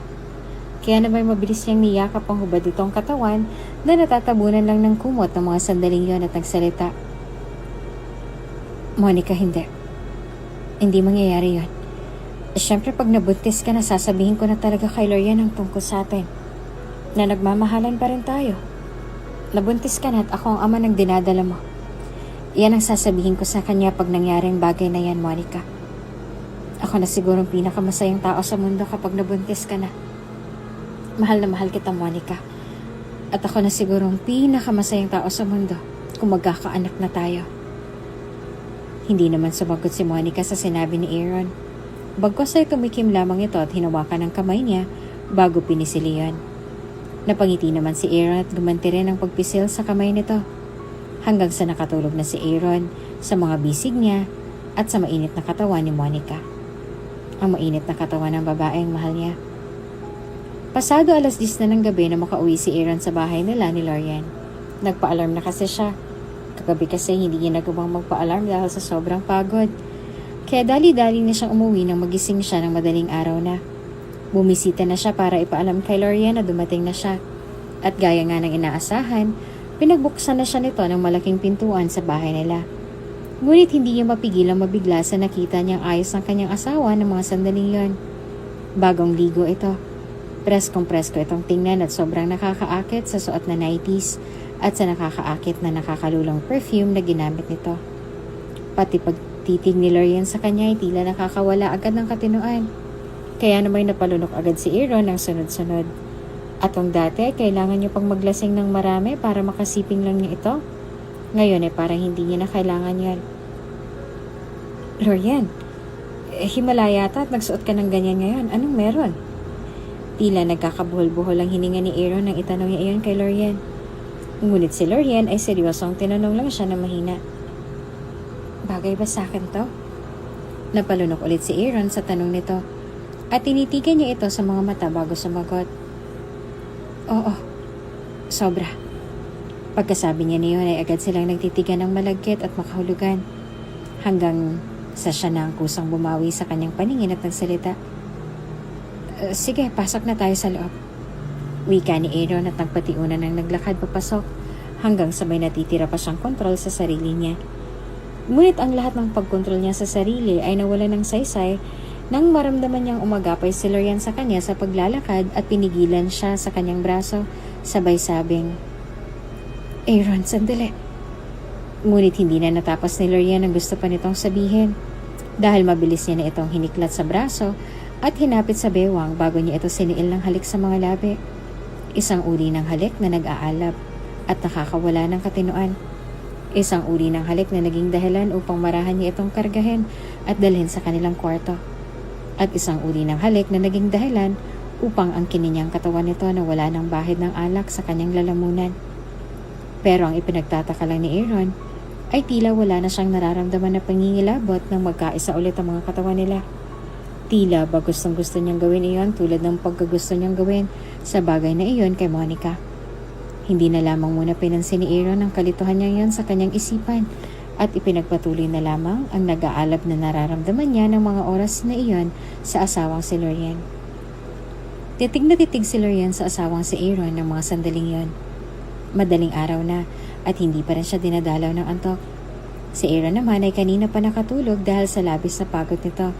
Nakailang beses ba naman sila? Tila nga wala itong kapaguran sa kanya kanina at hindi niya alam kung bakit. Hindi naman ito amoy alak. Kaya labis talaga siyang nagtataka. Inaamin niya naman na talagang sinadya niyang isuot ang 90s na yon para maging kaakit-akit siya sa paningin ni Aaron. Dahil kung sakali mang nambababae talaga ito, ay mapunta na sa kanyang atensyon nito at hindi na sa babaeng yon kung meron man. Pero pakiramdam talaga ni Lorian ay meron talaga dahil sa mga nakita niya at naaamoy mula mismo sa katawan ni Aaron. Kaya kahit sobrang sakit na sa kanyang pakiramdam, ay gumawa siya ng bagay upang hindi ito tuluyang masilaw o matokso sa ibang babae. Upang hindi siya nito iwanan o ipagpalit sa babaeng yon. Ang plano lang niya talaga ay akitin ito sa katawan niya at ipakita rito na kaakit-akit din ang katawan niya tulad ng kung sinong babaeng kinababaliwan nito. Ngunit hindi niya sukat akalain na hahantong sila sa ganoon. Napangiti si Lorian. Masaya siya. Sobrang saya niya. Kahit alam niyang posibleng dalawa na sila sa buhay ni Aaron ngayon, ay masaya pa rin siya dahil sa ipinakitang reaksyon ni Aaron sa kanya. Nalaman niyang kaakit-akit din pala siya sa mga mata nito. Hindi kasi siya nagsusuot ng ganon. Puro pajamas lang ang gusto niyang suotin. Kaya siguro yung naninibago ito sa kanya nang magsuot siya ng 90s. Kaya siguro naakit ito agad sa kanya. Nakangiting hinaplos ni Lorian ang isang pisngi ni Aaron at nagsalita ng mahina. "Aaron, nakita mo ba na ang grupo ko pagdating sa'yo? Bakit kasi ang lambot ko pagdating sa'yo? Noon pa man kakaiba ng epekto mo sa akin. Noon pa man kakaiba ng pagmamahal na inuukol ko sa'yo. Alam mo ba? Nasa akin pa rin yung bigay mong laruan nung nakita mo ako nung umiiyak noon. Dahil hindi ako sinali ng mga kalaro mo sa laro nyo. Kasi lamparaw ako. Kaya para tumigil na ako sa kakaiyak, dahil sa labis-labis na pagtatampo ay nilapitan mo ko at ibinigay mo sa akin yung favorite mong laruan. Doon ako nagsimulang humaga sa'yo. 6 years old pa lang ako noon pero sobrang humahanga na ako sa'yo simula noon. At nung tumuntong tayo ng high school at binubuli ako lagi ng classmates natin babae, ay nandun ka rin lagi para kampihan ako. Kaya sobrang saya ko noon at mas sumanga pa ako lalo sa'yo. Doon ko rin na-realize na ang paghanga kong yun ay nauwi na pala sa kakaibang pag-ibig. Ang uri ng pag-ibig na hindi basta-basta nagigiba o sumusuko. Ang uri ng pag-ibig na totoo at hindi mapanglinlang. Ang uri ng pag-ibig na mapagtiis at laging bumabalik-balik sa'yo kahit anong mangyari. Ganyan ang pag-ibig na inuukol ko sa'yo noon pa man. At kailanman ay hindi ko pinagsisisihan na ikaw ang unang pag-ibig ko. At alam kong ikaw at ikaw rin ang magiging huli. Kahit ang unang pag-ibig mo ay iba. At hindi ko maiwasang pantasyahin na sana'y ako na lang magiging huli mong pag-ibig, Aaron. Na sana'y matutuhan mo rin akong ibigin pabalik. Kahit nakatiting na pag-ibig man lang yon. Kahit na 1% lang sa loob ng 100%. At ako nang bahalang iibig sa'yo ng 99% yun. Kasi sobrang mahal na mahal talaga kita eh. Alam mo yung pagmamahal na hindi basta-basta nagsasawa. Yun ang nararamdaman ko sa'yo. Kasi noon pa man hindi na ako nagsasawang mahalin ka ng sobra pa sa buhay ko. Noon pa man hindi na ako magsasawang ipakita sa'yo na mahal kita. At ikaw lang ang mamahalin ko ng sobra-sobra. Kahit na nasasaktan mo pa ako ng paulit-ulit. Kahit na may pakiramdam pa ako na pinagtataksilan mo na ako. Kahit sobrang-sobrang sakit na. Makita lang kita o kausapin mo lang ako. Saglit ay nawawala yung sobrang sakit na nararamdaman kong yun ng paunti-unti. Oo, martir ako. Martir na ako, martir. Pero yun naman ang totoo eh. Mahal na mahal kasi talaga kita. At ayokong mawala ka sa buhay ko. Hindi na magbabagong pagmamahal kong yan sa'yo, Aaron. Dahil ikaw lang ang lalaking aalayan ko ng buong puso at buong pagkatao ko. Ganon kita kamahal. Ganon ako magmahal sa'yo. Mahal na mahal kita ng sobra-sobra, Aaron. Kahit mangyari mang dalawa pa kami sa buhay mo. Tumutulo ang mga luhang wika ni Lorian habang may mapait na ngiti sa kanyang mga labi. Ng mga sandaling yon, patuloy na hinahaplos niya ang pisngi ni Aaron ng marahan habang patuloy na namamalisbis ang kanyang mga luha. Kasi naisip niya, bakit ba kasi hindi niya magawang magalit rito? Bakit ba kasi kahit pagkumpronta lang dito, kung may babae ba ito ay hindi niya magawa? At bakit ba kasi kahit pagtanong niya rito, bakit ito nangangamoy perfume ng babae? At bakit ito may kalmot ng kuko sa ibabang bahagi ng likuran nito? Ay hindi niya magawa dahil mas nangingibabaw ang takot niya. Takot ba siya na magalit ito sa kanya? O takot siya na sabihin itong totoo ang hinala o pakiramdam niya? Hindi na alam ni Lorian. Basta natatakot siya. At yun na yun. Bumuntong hininga si Lorian ng malalim. Sumasakit ang ulo niya sa kakaisip. Ngunit isa lang talaga ang nasa isip niya ng mga sandaling yon. Mahal niya si Aaron at ayaw niya nang mawala ito sa kanya. Kaya gagawin niyang lahat upang manatili lang ito sa buhay niya. Kahit aabot pa sa punto na magmakaawa na siya rito. Muli na lamang napabuntong hininga si Lorian at lumuluhang mabilis na lumipas ang isang linggo. Patuloy pa rin na nagkikita sina Monica at Aaron tuwing gabi ng palihim. Hindi pa rin nasasabi ni Aaron kay Lorian ang tungkol sa kanila ni Monica. At ramdam niyang galit na si Monica sa kanya dahil doon.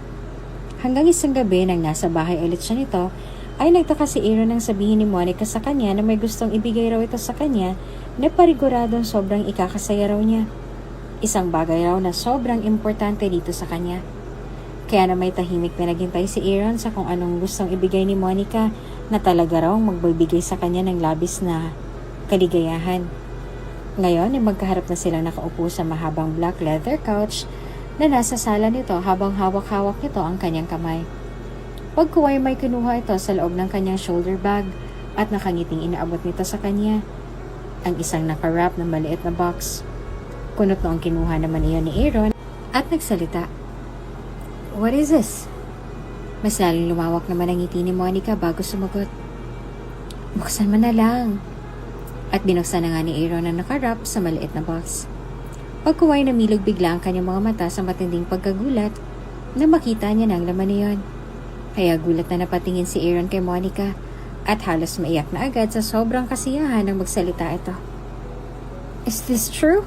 Sa'yo ba talaga to? Nakangiting tumango-tango naman si Monica at nagsalita. Oo, Aaron. Sa akin ang 5 pregnancy test na yan. Congratulations to us, Aaron. We're pregnant. Magkaka-baby na tayo. Agad na nagdiwanag ang mukha ni Aaron sa narinig. Pagkuway mabilis na niyakap niya si Monica ng mahigpit at bumulong rito. Congratulations to us indeed. Masayang masaya ako, Monica. Sumagot naman kaagad ito. Ako rin, Aaron. Maligayang maligayo ako. At lubos akong magiging maligaya pag sasabihin mo na kay Lorian ang tungkol sa atin. At higit sa lahat ang tungkol sa pagbubuntis ko. Doon pa man ay biglang napalis ng ngiti sa mga labi ni Aaron at tiningnan si Monica ng seryoso bago pa buntong hiningang tumango ng marahan dito. Day off ni Aaron ang umagang yan kaya naman kahit na medyo masama ang kanyang pakiramdam pagising niya kanina ay excited pa rin na bumaba si Lorian sa hagdanan upang magandaan na para sa agahan nila ni Aaron. Si Aaron na hindi niya naabutan pagkagising niya ng umagang yon. Nagsa-shower na kasi ito. Kaya bumaba na lang siya at dumiretso siya sa kusina at saka nag-prepare ng mga lulutuin niya. Gagawa siya ng maraming pagkain nila dahil day off nito. Sa isip ni Lorian ay siguro manunood na naman ito ng TV buong araw. Kaya na may magluluto siya ng masisimot nito mamaya. Pero uunahin muna niya ang lulutuin para sa agahan nila. Kaya naman masiglang kumuha agad si Lorian ng mga sangkap para sa pagkain lulutuin niya. At nang akmang pupunta na siya sa kitchen sink, ay bigla siyang nakaramdam ng pagkahilo. Kaya dali-dali siyang pumunta sa sink dahil ngayon naman ay gusto niya ng masuka. Tulad ay nararamdaman niya kaninang umaga pagkagising niya. Dahil doon ay sumuka siya ng sumuka. Pagkaway pabuntong hiningang nagilamos siya at pinahira ng kanyang muka sa dala niyang hanky na inilagay niya sa kanyang bulsa kanina. Nagdadala kasi siya lagi ng panyo pag may plano siya na magluto. Pagkaway bumuntong hininga ulit si Lorian at nangihinang napatukod ang mga kamay sa gilid ng sink. At nang bahagya na siyang kumalma, ay marahang kinuha niya ng isang sibuyas roon at inumpisahan ng hiwain iyon. Ngunit habang tumatagal siya sa paghiwa ay talagang hindi niya nagusto ang amoy niyon, kaya mali siyang napasuka sa lababo. Naiyak na tuloy si Lorian. Hinang-hina na kasi siya. Doon naman ay timing na nakita niya ng papanaog na si Aaron sa hagdanan at tumungo na sa sala. Kaya na may sa kabila ng masama pa rin pakiramdam na hindi niya alam kung ano ang sanhi niyon ay pinagpatuloy na lang ni Lorian ang ginagawa. Ngunit napahinto siya nang bigla siyang tawagin ni Aaron sa sala. Kaya kunot noong lumapit naman siya rito. Bakit Aaron? Nagtatakang tanong ni Lorian sa asawa. Tiningnan naman siya nito at nagsalita. Halika, may panonoorin lang tayo. Napakurap-kurap naman siya tumugon. Pero Aaron, may ginagawa pa kasi ako sa kusina eh. Ngunit hindi nakinig si Aaron sa kanya dahil nagsalita rin ito agad. Huwag mo munang gawin yon, ito munang unahin mo. Manood ka nito kasama ako. Kaya wala nang nagawa si Lorian kung hindi sumunod na lamang sa kagustuhan ni Aaron. Umupo na siya sa tabi nito at doon naman ay nagsimula ng palabas. Tahimik naman na nanood si Lorian. Si Aaron naman ay tahimik at seryosong-seryoso rin nakatuon ng mga mata nito sa giant flat screen TV nila. Pinakatitigang mabuti ni Lorian ang palabas. Mag-asawa iyon. Tapos may kabit ang lalaking bida. Tapos ang kabit ng lalaking bida ay ang babaeng una nitong pag-ibig. Hanggang sa nagkabukingan na. May sampalan at sabunutan pang naganap. At ang ending niyon ay nagkahiwalay talagang mag-asawa dahil mas pinili ng bidang lalaki ang kabit nito dahil nabuntis niya ito at naiwan ng asawa na mag-isa, ngunit naka-move on din sa huli. Biglang naging kulay black ang screen ng TV. Enough na kasi iyon ni Aaron. Ngunit ang mga mata ni Lorian ay nananatili lang sa screen ng TV. Nakapako lang ang mga mata niya roon. Hindi siya makahuma agad. Parang nawalan siya ng lakas bigla dahil malakas ang pakiramdam niya na may ibig sabihin ang pinapanood nilang yon at kung bakit siya nito tinawag upang panoorin ang palabas na yon. Ilang sandali pa ay narinig na ni Lorian na tumikim si Aaron ng mahina, sabay pahapyaw na nagsalita. Lorian, anong masasabi mo sa pinanood nating palabas? Ngumiti naman na mapait si Lorian bago sumagot na mahina. Sa totoo lang hindi ko nagustuhan yung palabas, pangit yung ending. Nagkahiwalay talaga sila ng asawa niya. Dapat pinaglaban niya yon. Dapat ipinaglaban niyang pagmamahal niya sa kanyang asawa. Dapat hindi siya pumayag agad na maghiwalay sila.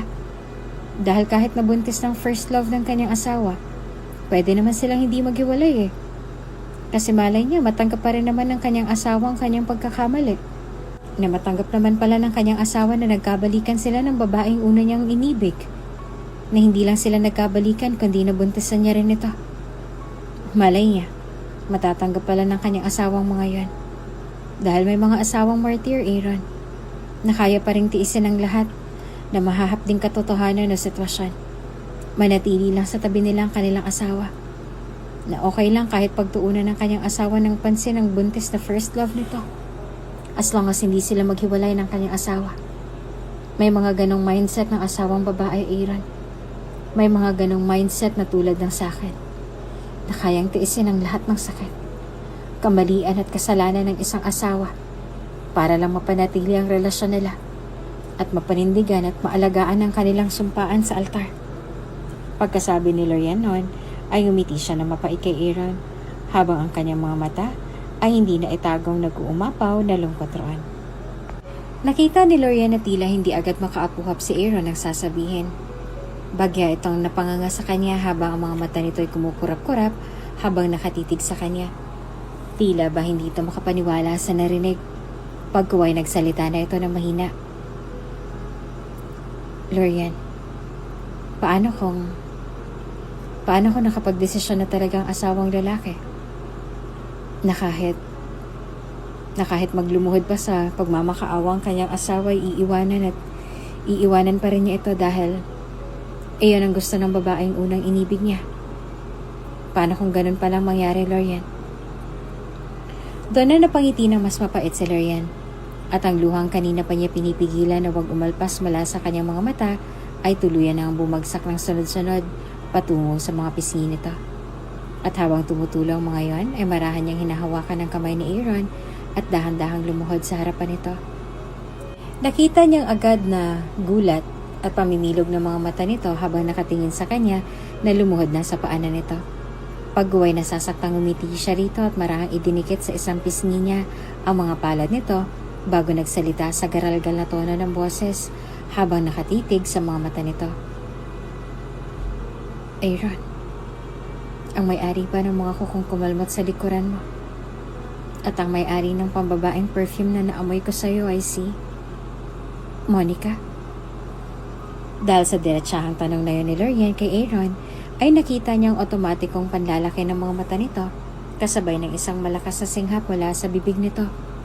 Pagkuway, hindi ito makasagot sa kanya at muli siyang ngumiti ng sobrang pait rito habang walang humpay sa pagtulo ang kanyang mga mata.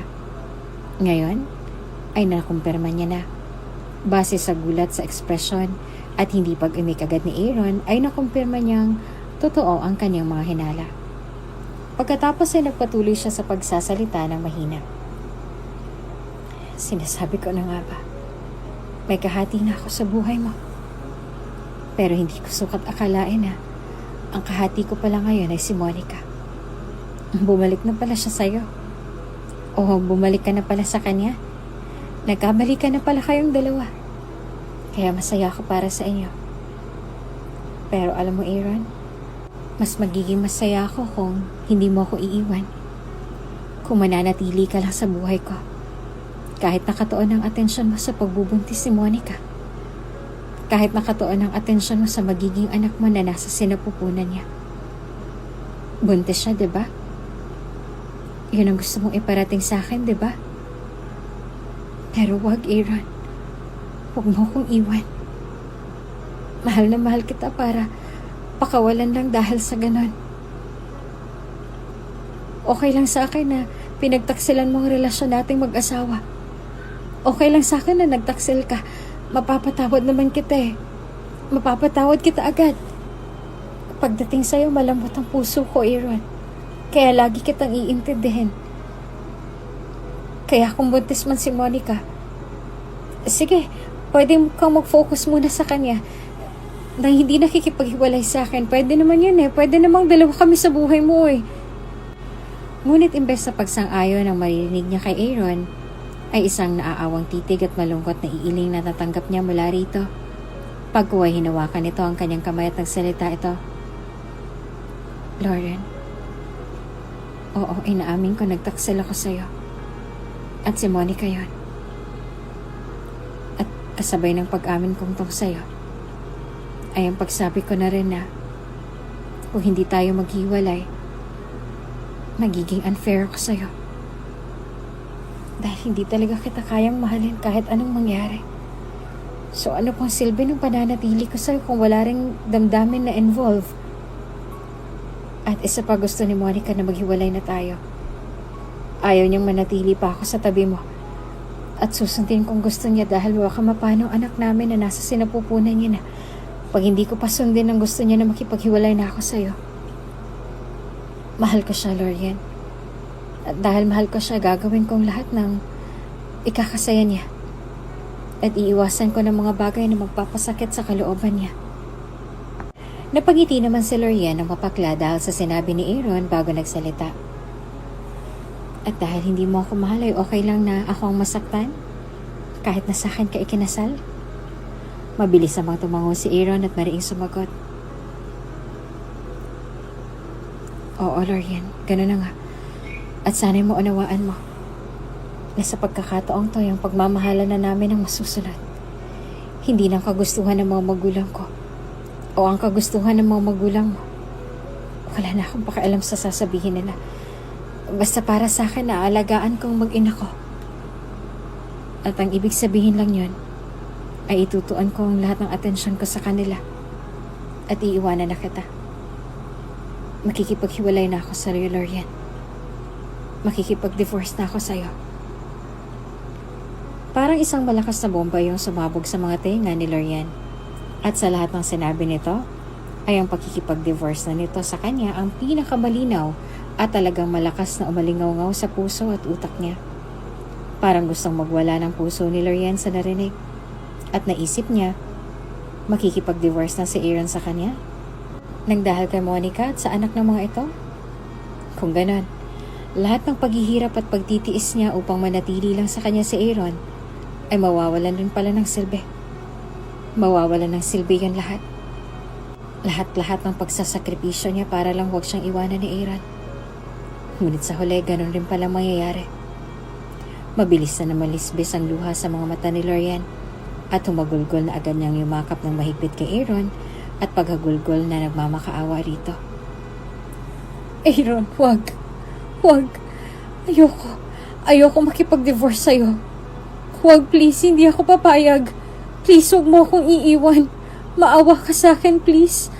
Okay lang naman sa akin na dalawa kami sa buhay mo eh. Okay lang talaga sa akin, Aaron. Please, huwag ka na makipaghiwalay sa akin. Ayoko, hindi ko kaya. Madudurog ako, Aaron. Madudurog ako ng sobra-sobra pag ginawa mo yan. So please, maawa ka. Huwag mo akong iiwan at huwag kang makipag-divorce sa akin. Please, huwag. Ngunit imbes na maawa si Aaron sa kanya, ay marahan pa nitong inalis ang mga braso niya na mahigpit na nakayakap sa leeg nito. Nagpumigla siya. Pilit niyang ibinabalik sa leeg nito ang mga braso niya. Ngunit talagang mas malakas pa si Aaron sa kanya at nakaya siya nitong ilayo mula rito. Pagkuway tumayo na ito at akmang aalis na, ngunit para siyang batang paslit na kumapit na naman sa mga binti nito at umiiyak na nagmakaawa ulit. Aaron, wag. Ayoko. Huwag ka makipaghiwalay sa akin, please. Maawa ka sa akin, Aaron. Please, maawa ka sa akin. Ngunit sa nalalabong paningin ni Lorian ay nakita niya nagsalubong na ang kilay ni Aaron habang nakayuko sa kanya bago mariing magsalita. Bago ka kaawaan, mauna ka munang maawa sa sarili mo.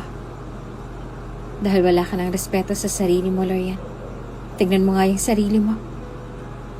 Ang desperado mo na. Ibalik mong respeto mo sa sarili mo, Lorian.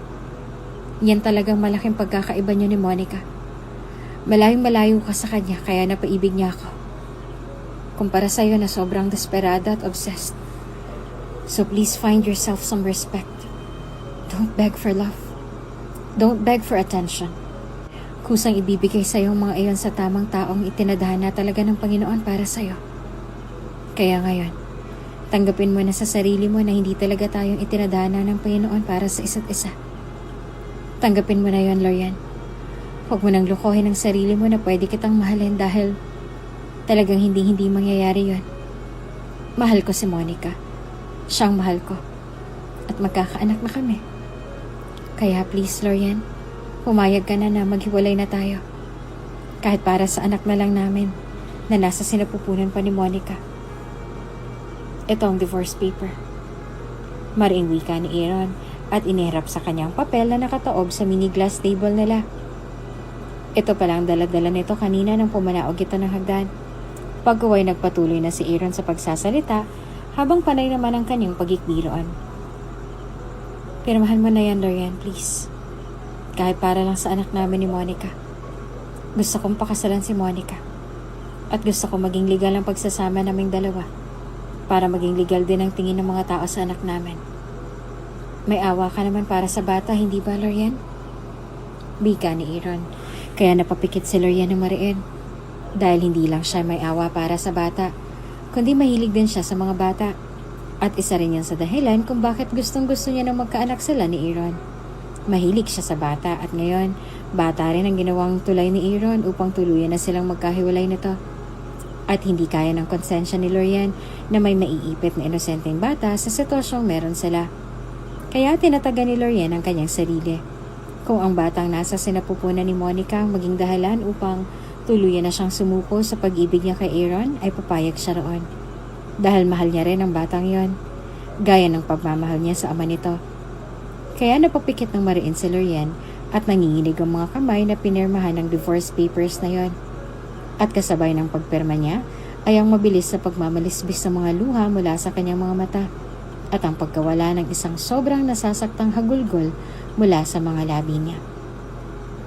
Lalong-lalo na nang marahan ng kunin ni Aaron ang divorce paper na yon at namutawi sa mga labi nito ang mga salitang ayaw na ayaw niyang marinig mula sa mga labi nito. Salamat, Lorian.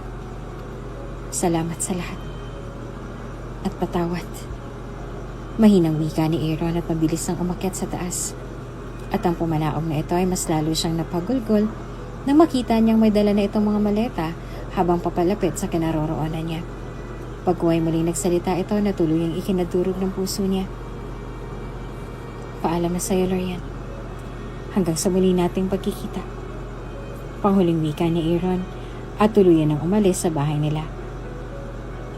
Mabilis na lumipas sa mga araw. Patuloy pa rin nakaramdam si Lorian ng pagsusuka at pagkahilo, pero hindi na tulad ng dati. Normal lang daw yon, sabi ng ubi niya. Oo, buntis siya. At si Aaron ang ama ng pinagbubuntis niya. Ngunit ang ama ng kanyang anak ay wala roon sa tabi nilang mag-ina, kundi nasa ibang anak nito. Nasa magiging legal na anak nito.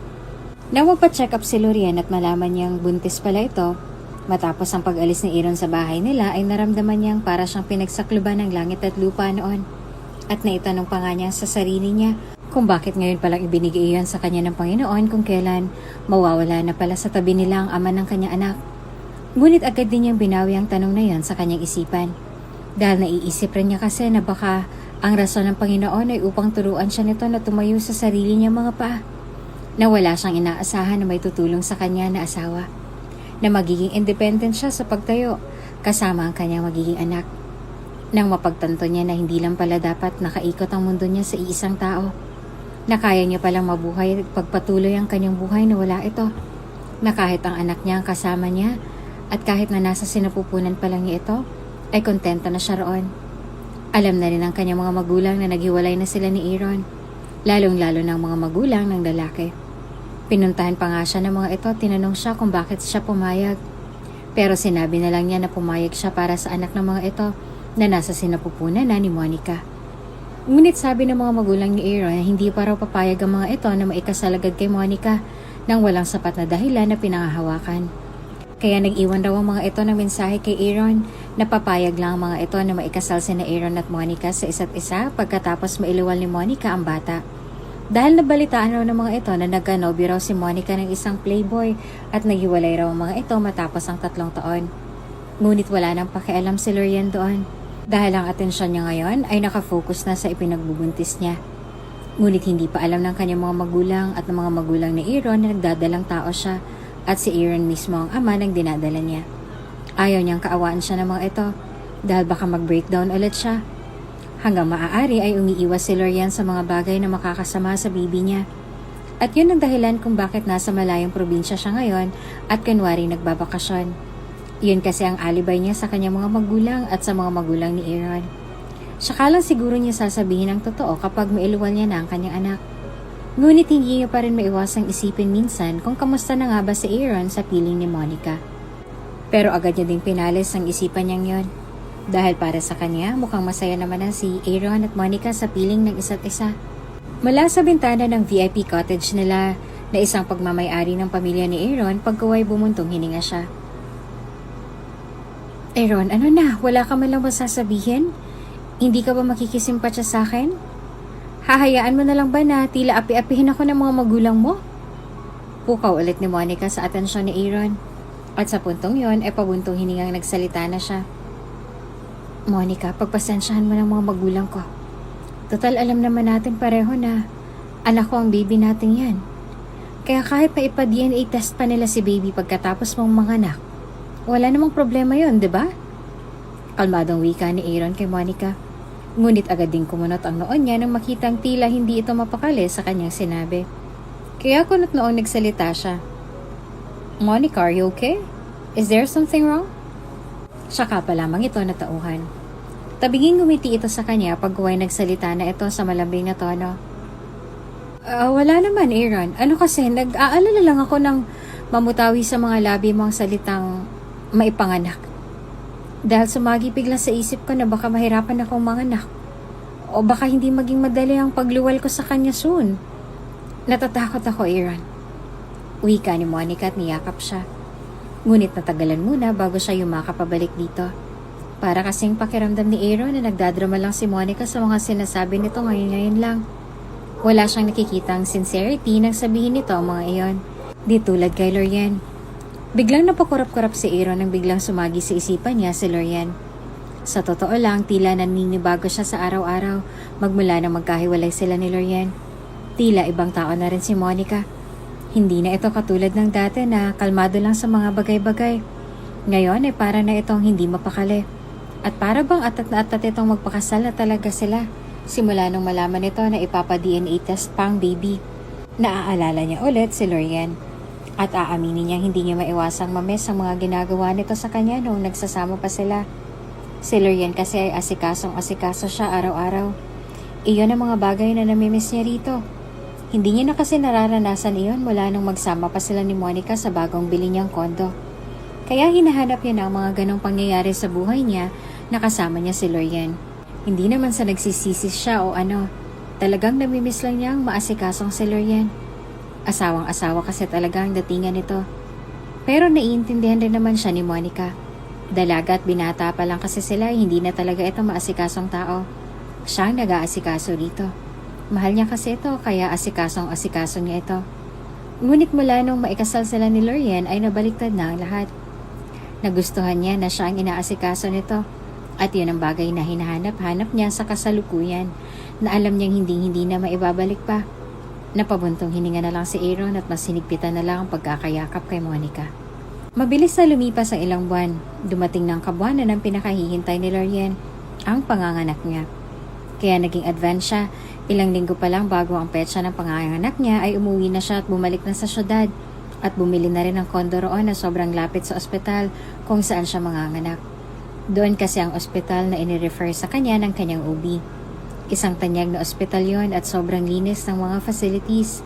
Kaya pumayag na lang din siya. Isang gabi ay tila nakaramdam si Lorian ng kakaiba sa loob ng kanyang tiyan. Tila humihilab iyon. Saglit lang iyon nawala. Tapos ay bumalik na din yung sakit, pati na sa kanyang balakang. Kaya na may impit na dumadaing na sa sakit si Lorian ang paandarin niya ng kotse at pinaharurot iyon patungo sa ospital na ilang minuto lang ang kukonsumin mula roon. Sa kabilang banda, pinaghalong kaba at excitement ang nararamdaman ni Aaron nang sabihin ng doktor na nagpaanak kay Monica na nanganak na raw ito. Kaya pagkatapos ng ilang minuto ay pumasok na siya sa loob at kinamusta si Monica. Ilang minuto ang lumipas nang biglang bumukas ang pinto at tinuluan roon ng nurse na kalong-kalong ang isang sanggol, kaya excited si Aaron na makita ang sanggol. Ngunit ang lahat ng excitement niya sa katawan ay tila biglang natunaw kahit nang kalungin niya ng sanggol at makita niya ang mukha nito. Hindi niya kamukha ang baby, ni hindi nga rin yan kamukha ni Monica. Tila may ibang kamukha ito. Pinakiramdaman niya ang sarili. At sa kanyang pagtataka ay wala siyang maramdaman na lukso ng dugo para sa isang inosenteng sanggol kahit nakaunti. Tiningnan niyang natutulog na si Monica. Pagkaway binalik niya ang tingin sa sanggol na nooy mahimbing na natutulog sa mga bisig niya. Pagkaway tumawag siya ng nurse upang asikasuhin muna ang munting sanggol dahil parang biglang sumikip ang dibdib niya sa damdaming hindi niya mawari ng mga sandaling yon. Nang may dumating ng nurse at nang dumating ng ina ni Monica ay magalang muna siyang nagpaalam rito para makasagap ng hangin sa labas. Ngunit naudlot ang sanang pagakbang ng mga paa niya nang biglang may narinig siyang malakas na nag-uusap, kaalinsabay ng isang malakas na daing ng isang babae na inalalayan ng isang nurse roon patungo sa delivery room. At nang dumaan ang sinasakyan nitong stretcher na tulak-tulak ng mga nurse, at nakita niya kung sino ang babaeng sakay niyon at dumadaing sa matinding sakit na nararamdaman habang nakahawak sa malaking tiyan nito, ay nanlaki bigla ang mga mata ni Aaron nang makilala kung sino ang babae. Lorian? Pahapyaw niyang bigkas sa pangalan nito. Hindi niya ito nilubayan ng tingin habang napapalunok ng sunod-sunod. Hanggang sa tuluyan na itong nawala sa paningin niya nang nasa loob na ito ng delivery room. Ikiniskis ni Aaron ang mga palad sa isa't isa habang naghihintay sa labas ng delivery room, kung saan nanganak si Lorian. Pagkuway halos hindi siya makahinga sa labis-labis na kaba at excitement na hindi niya alam kung saan nanggagaling at kung bakit niya nararamdaman ng mga oras na yon. Habang hinihintay na mailuwal na ni Lorian ang sanggol na ipinagbubuntis nito. Hanggang sa makaraan ang halos kalahating oras ng kanyang paghihintay ay lumabas ang doktor, kaya tinanong niya ito kung kamusta ang panganganak ni Lorian. At nang sumagot ito na maayos lang ang panganganak ni Lorian ay nakahinga naman siya ng maluwag. Pagkuway sinundan niya kung saang room ito nakalagay at nang makita niya kung saan ay pumasok na siya roon matapos siyang magpakilala na siyang asawa ni Lorian para makapasok na siya agad. Timing naman na tulog ito, timing din na ilang minutong dumaan, ay pumasok ang nurse doon at nakangiting lumapit sa kinauupuan ni Aaron. Kaya abot-abot ang ginawa niyang paghinga nang papalapit na sa kanya ang sanggol na kalong-kalong nito. At nang sa wakas ay maikulong na ni Aaron ang cute na sanggol, ay hindi niya maintindihan kung bakit bigla siyang nakaramdam na tila ba may mainit na palad na humaplos sa kanyang puso nang may kulong niya ng sanggol sa loob ng kanyang mga bisig. Tinitigan niya mabuti ang gwapong mukha nito. Pagkuha hindi niya maintindihan kung bakit biglang binalot ng sobrang kaligayahan ang kanyang buong pagkatao. Nang makita ang tila magkahawig sila ng mukha nito at may hawig rin ito sa magandang mukha ni Lorian. Umiyak ang sanggol. Doon man ay biglang nagising si Lorian. Nagtagpo ang mga mata nilang dalawa. Pagkuha nakita niya ang biglang panlalaki ng mga mata nito nang mapagtanto nito kung sino ang kaharap ng mga sandaling yon. Aaron, anong ginagawa mo dito? Tila kinakabahang tanong ni Lorian sa kanya at biglang mas nanlaki ang mga mata nito nang mapatingin ito sa hawak niyang sanggol. Pagkuway kinakabahang nagtanong ulit ito. At siya ba ang baby ko?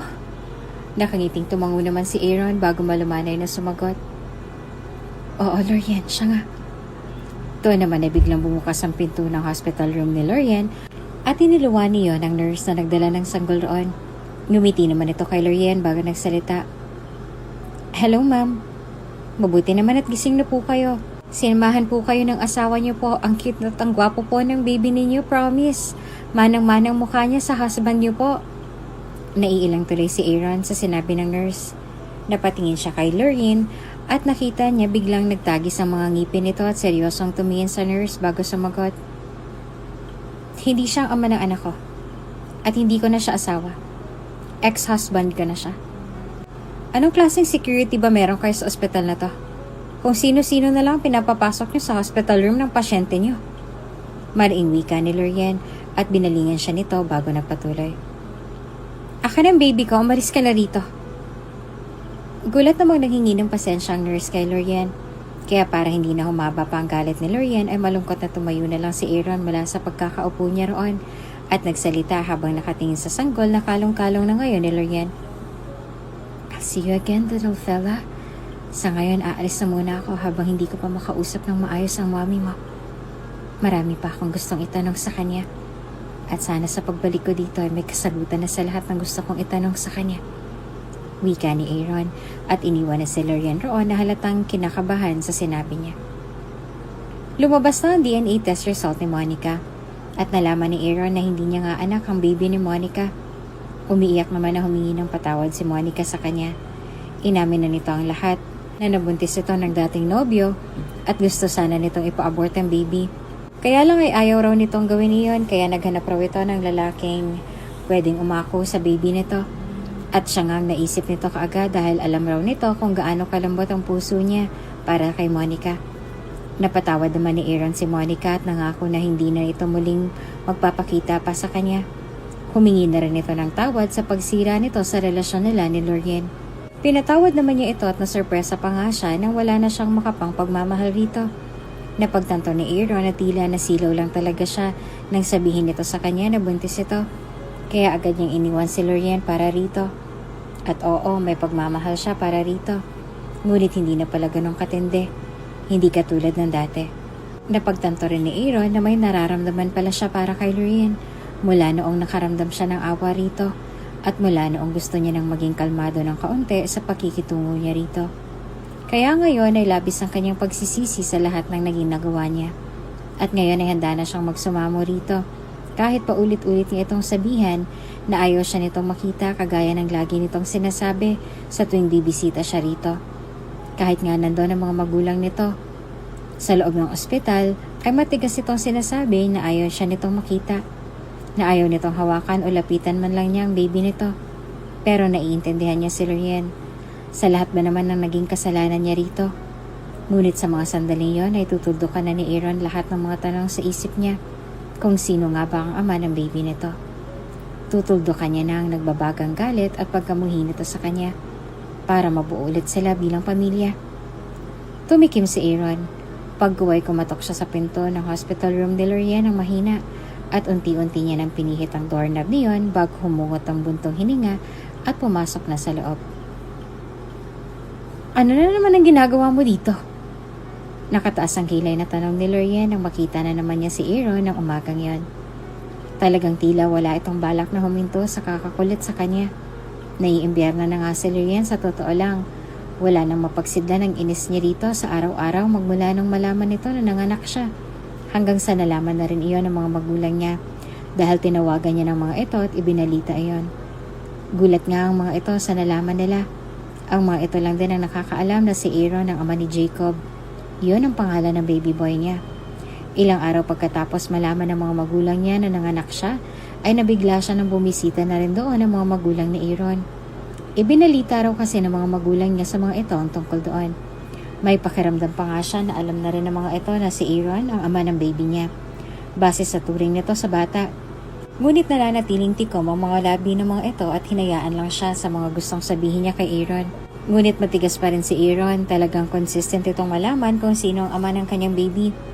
Sumasakit tuloy ang ulo niya rito. Natauhan lamang si Lorien nang marinig niya itong tumikim roon kaya salubong ang mga kilay na napatingin siya rito. Sila mommy at daddy? At ang mga parents mo, nasan sila? Hindi pa ba sila bumibisita rito? Kasyol na tanaw ni Aaron na tila hindi malang nadala sa nanilisik niyang tingin sa gwapong mukha nito. Kaya mariing sumagot agad si Lorien.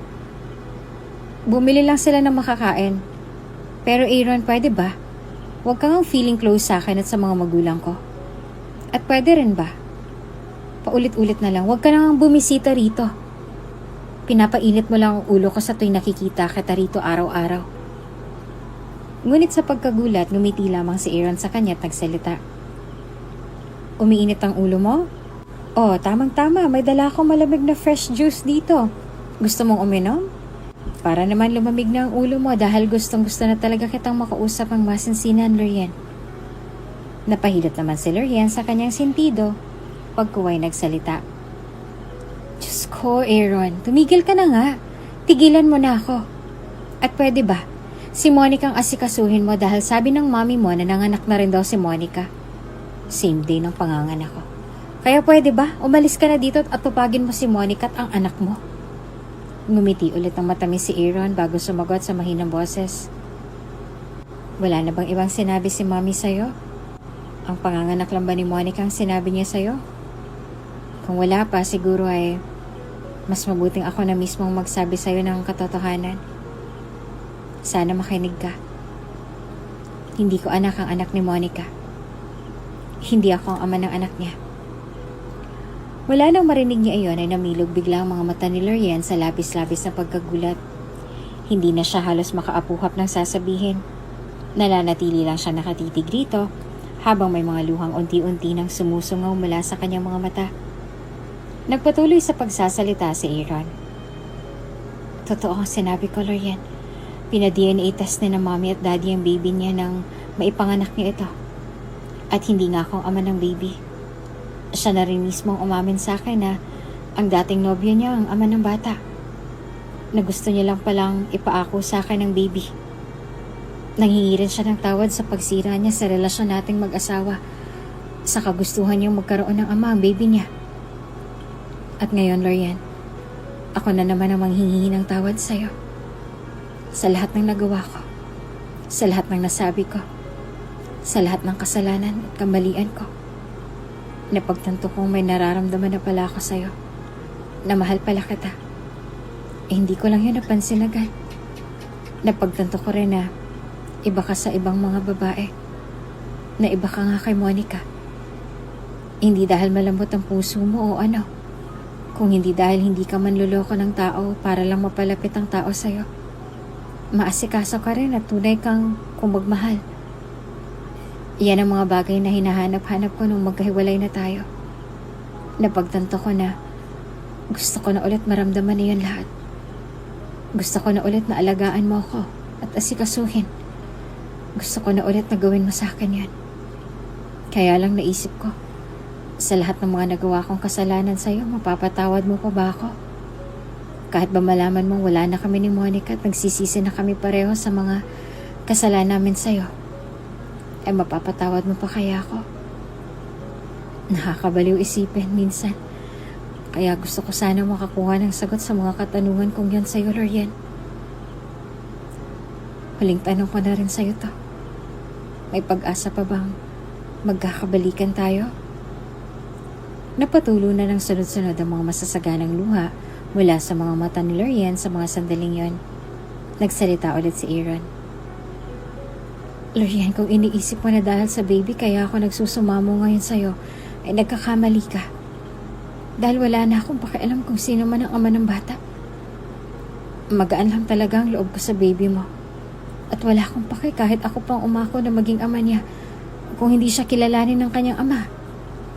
Basta ba'y mapatawad mo lang ako at mabigyan ng tsansa na ipakita sa'yo na nagbago na ako. At ipakita sa'yo na mahal kita, pati ang anak mo. Handa akong magpakaama sa kanya para sa'yo. Tanggapin mo lang ulit ako sa puso mo. Doon na napaiyak si Lorian. Kitang-kita at ramdam na ramdam niya kasi sa mga mata ni Aaron ang sumisigaw na sinseridad sa mga sinasabi nito. Pagkuway, pahagulgol na nagsalita siya. Aaron, ang totoo ay hindi ko lang siya anak. Kundi anak mo rin siya. Dahil dugot laman mo siya. Ikaw ang ama niya. Pagkasabi ni Lorian noon, nakita niyang matinding pagkagulat at labis-labis na kasiyahan na nakarehistro sa gwapong mukha ni Aaron ng mga sandaling yon. Doon lang biglang umiyak si baby Jacob na nasa crib nito katabi ng hospital bed ni Lorian. Kaya tumutulo ang mga luhang agad itong lumapit sa crib ng sanggol at marahang kinarga nito ang baby bago marahang umupo sa gilid ng kanyang hospital bed at nakakiting nagsalita sa bata. Hello anak, ako nga palang Daddy Aaron mo. Mas lalong napaiyak tuloy si Lorian sa narinig mula kay Aaron. Pagkuway naramdaman niyang hinalikan siya nito sa noo at niyakap siya gamit ang isang braso nito, kaya napagitnaan na nila ang kanilang anak na si baby Jacob. Pagkuway bumulong si Aaron sa tenga ni Lorian. Mapapatawad mo pa ba ako? Kaya na may agad siyang umiti at tumugon. Pinapatawad na kita, Aaron. Di naman nagbagong nararamdaman ko sa'yo. Dahil mahal na mahal pa rin kita. Agad namang tumugon si Aaron. At gaya rin ng sabi ko, hanggang sa muli natin pagkikita. Kaya ngayon ang masasabi ko naman sa'yo. Wala nang Monica o kung sino pa mang makakapaghiwalay ulit sa atin. Dahil ngayon tanggap na kita. Kahit na ano at kung sino ka pa. Now I realize that you are just so perfect. The way you are. I love you so much, Lorian. Pakakasalan ulit kita. And this time dahil sa totoong pagmamahal na. Kaya na may nakangiting tumango agad si Lorian at niyakap niya rin si Aaron bago nagsalita. I love you too, Aaron. Ikaw lang at wala nang iba. At tumugon din muli si Aaron. I love you more, Lorian. Ikaw lang din ang huling babaeng mamahalin at ihaharap ko sa altar. Wala nang iba pa. Gumiti si Lorian sa narinig. Pagkuway dahan-dahang nagtagpo ang mga makahulugang titig nila sa isa't isa. At ang kasunod na nagtagpo roon ay ang mga labi na nilang dalawa. Napangiti na lamang ang mga magulang ni Lorian at Aaron habang nakatingin sa kanila sa maliit na bintana sa pinto ng hospital bed ni Lorian.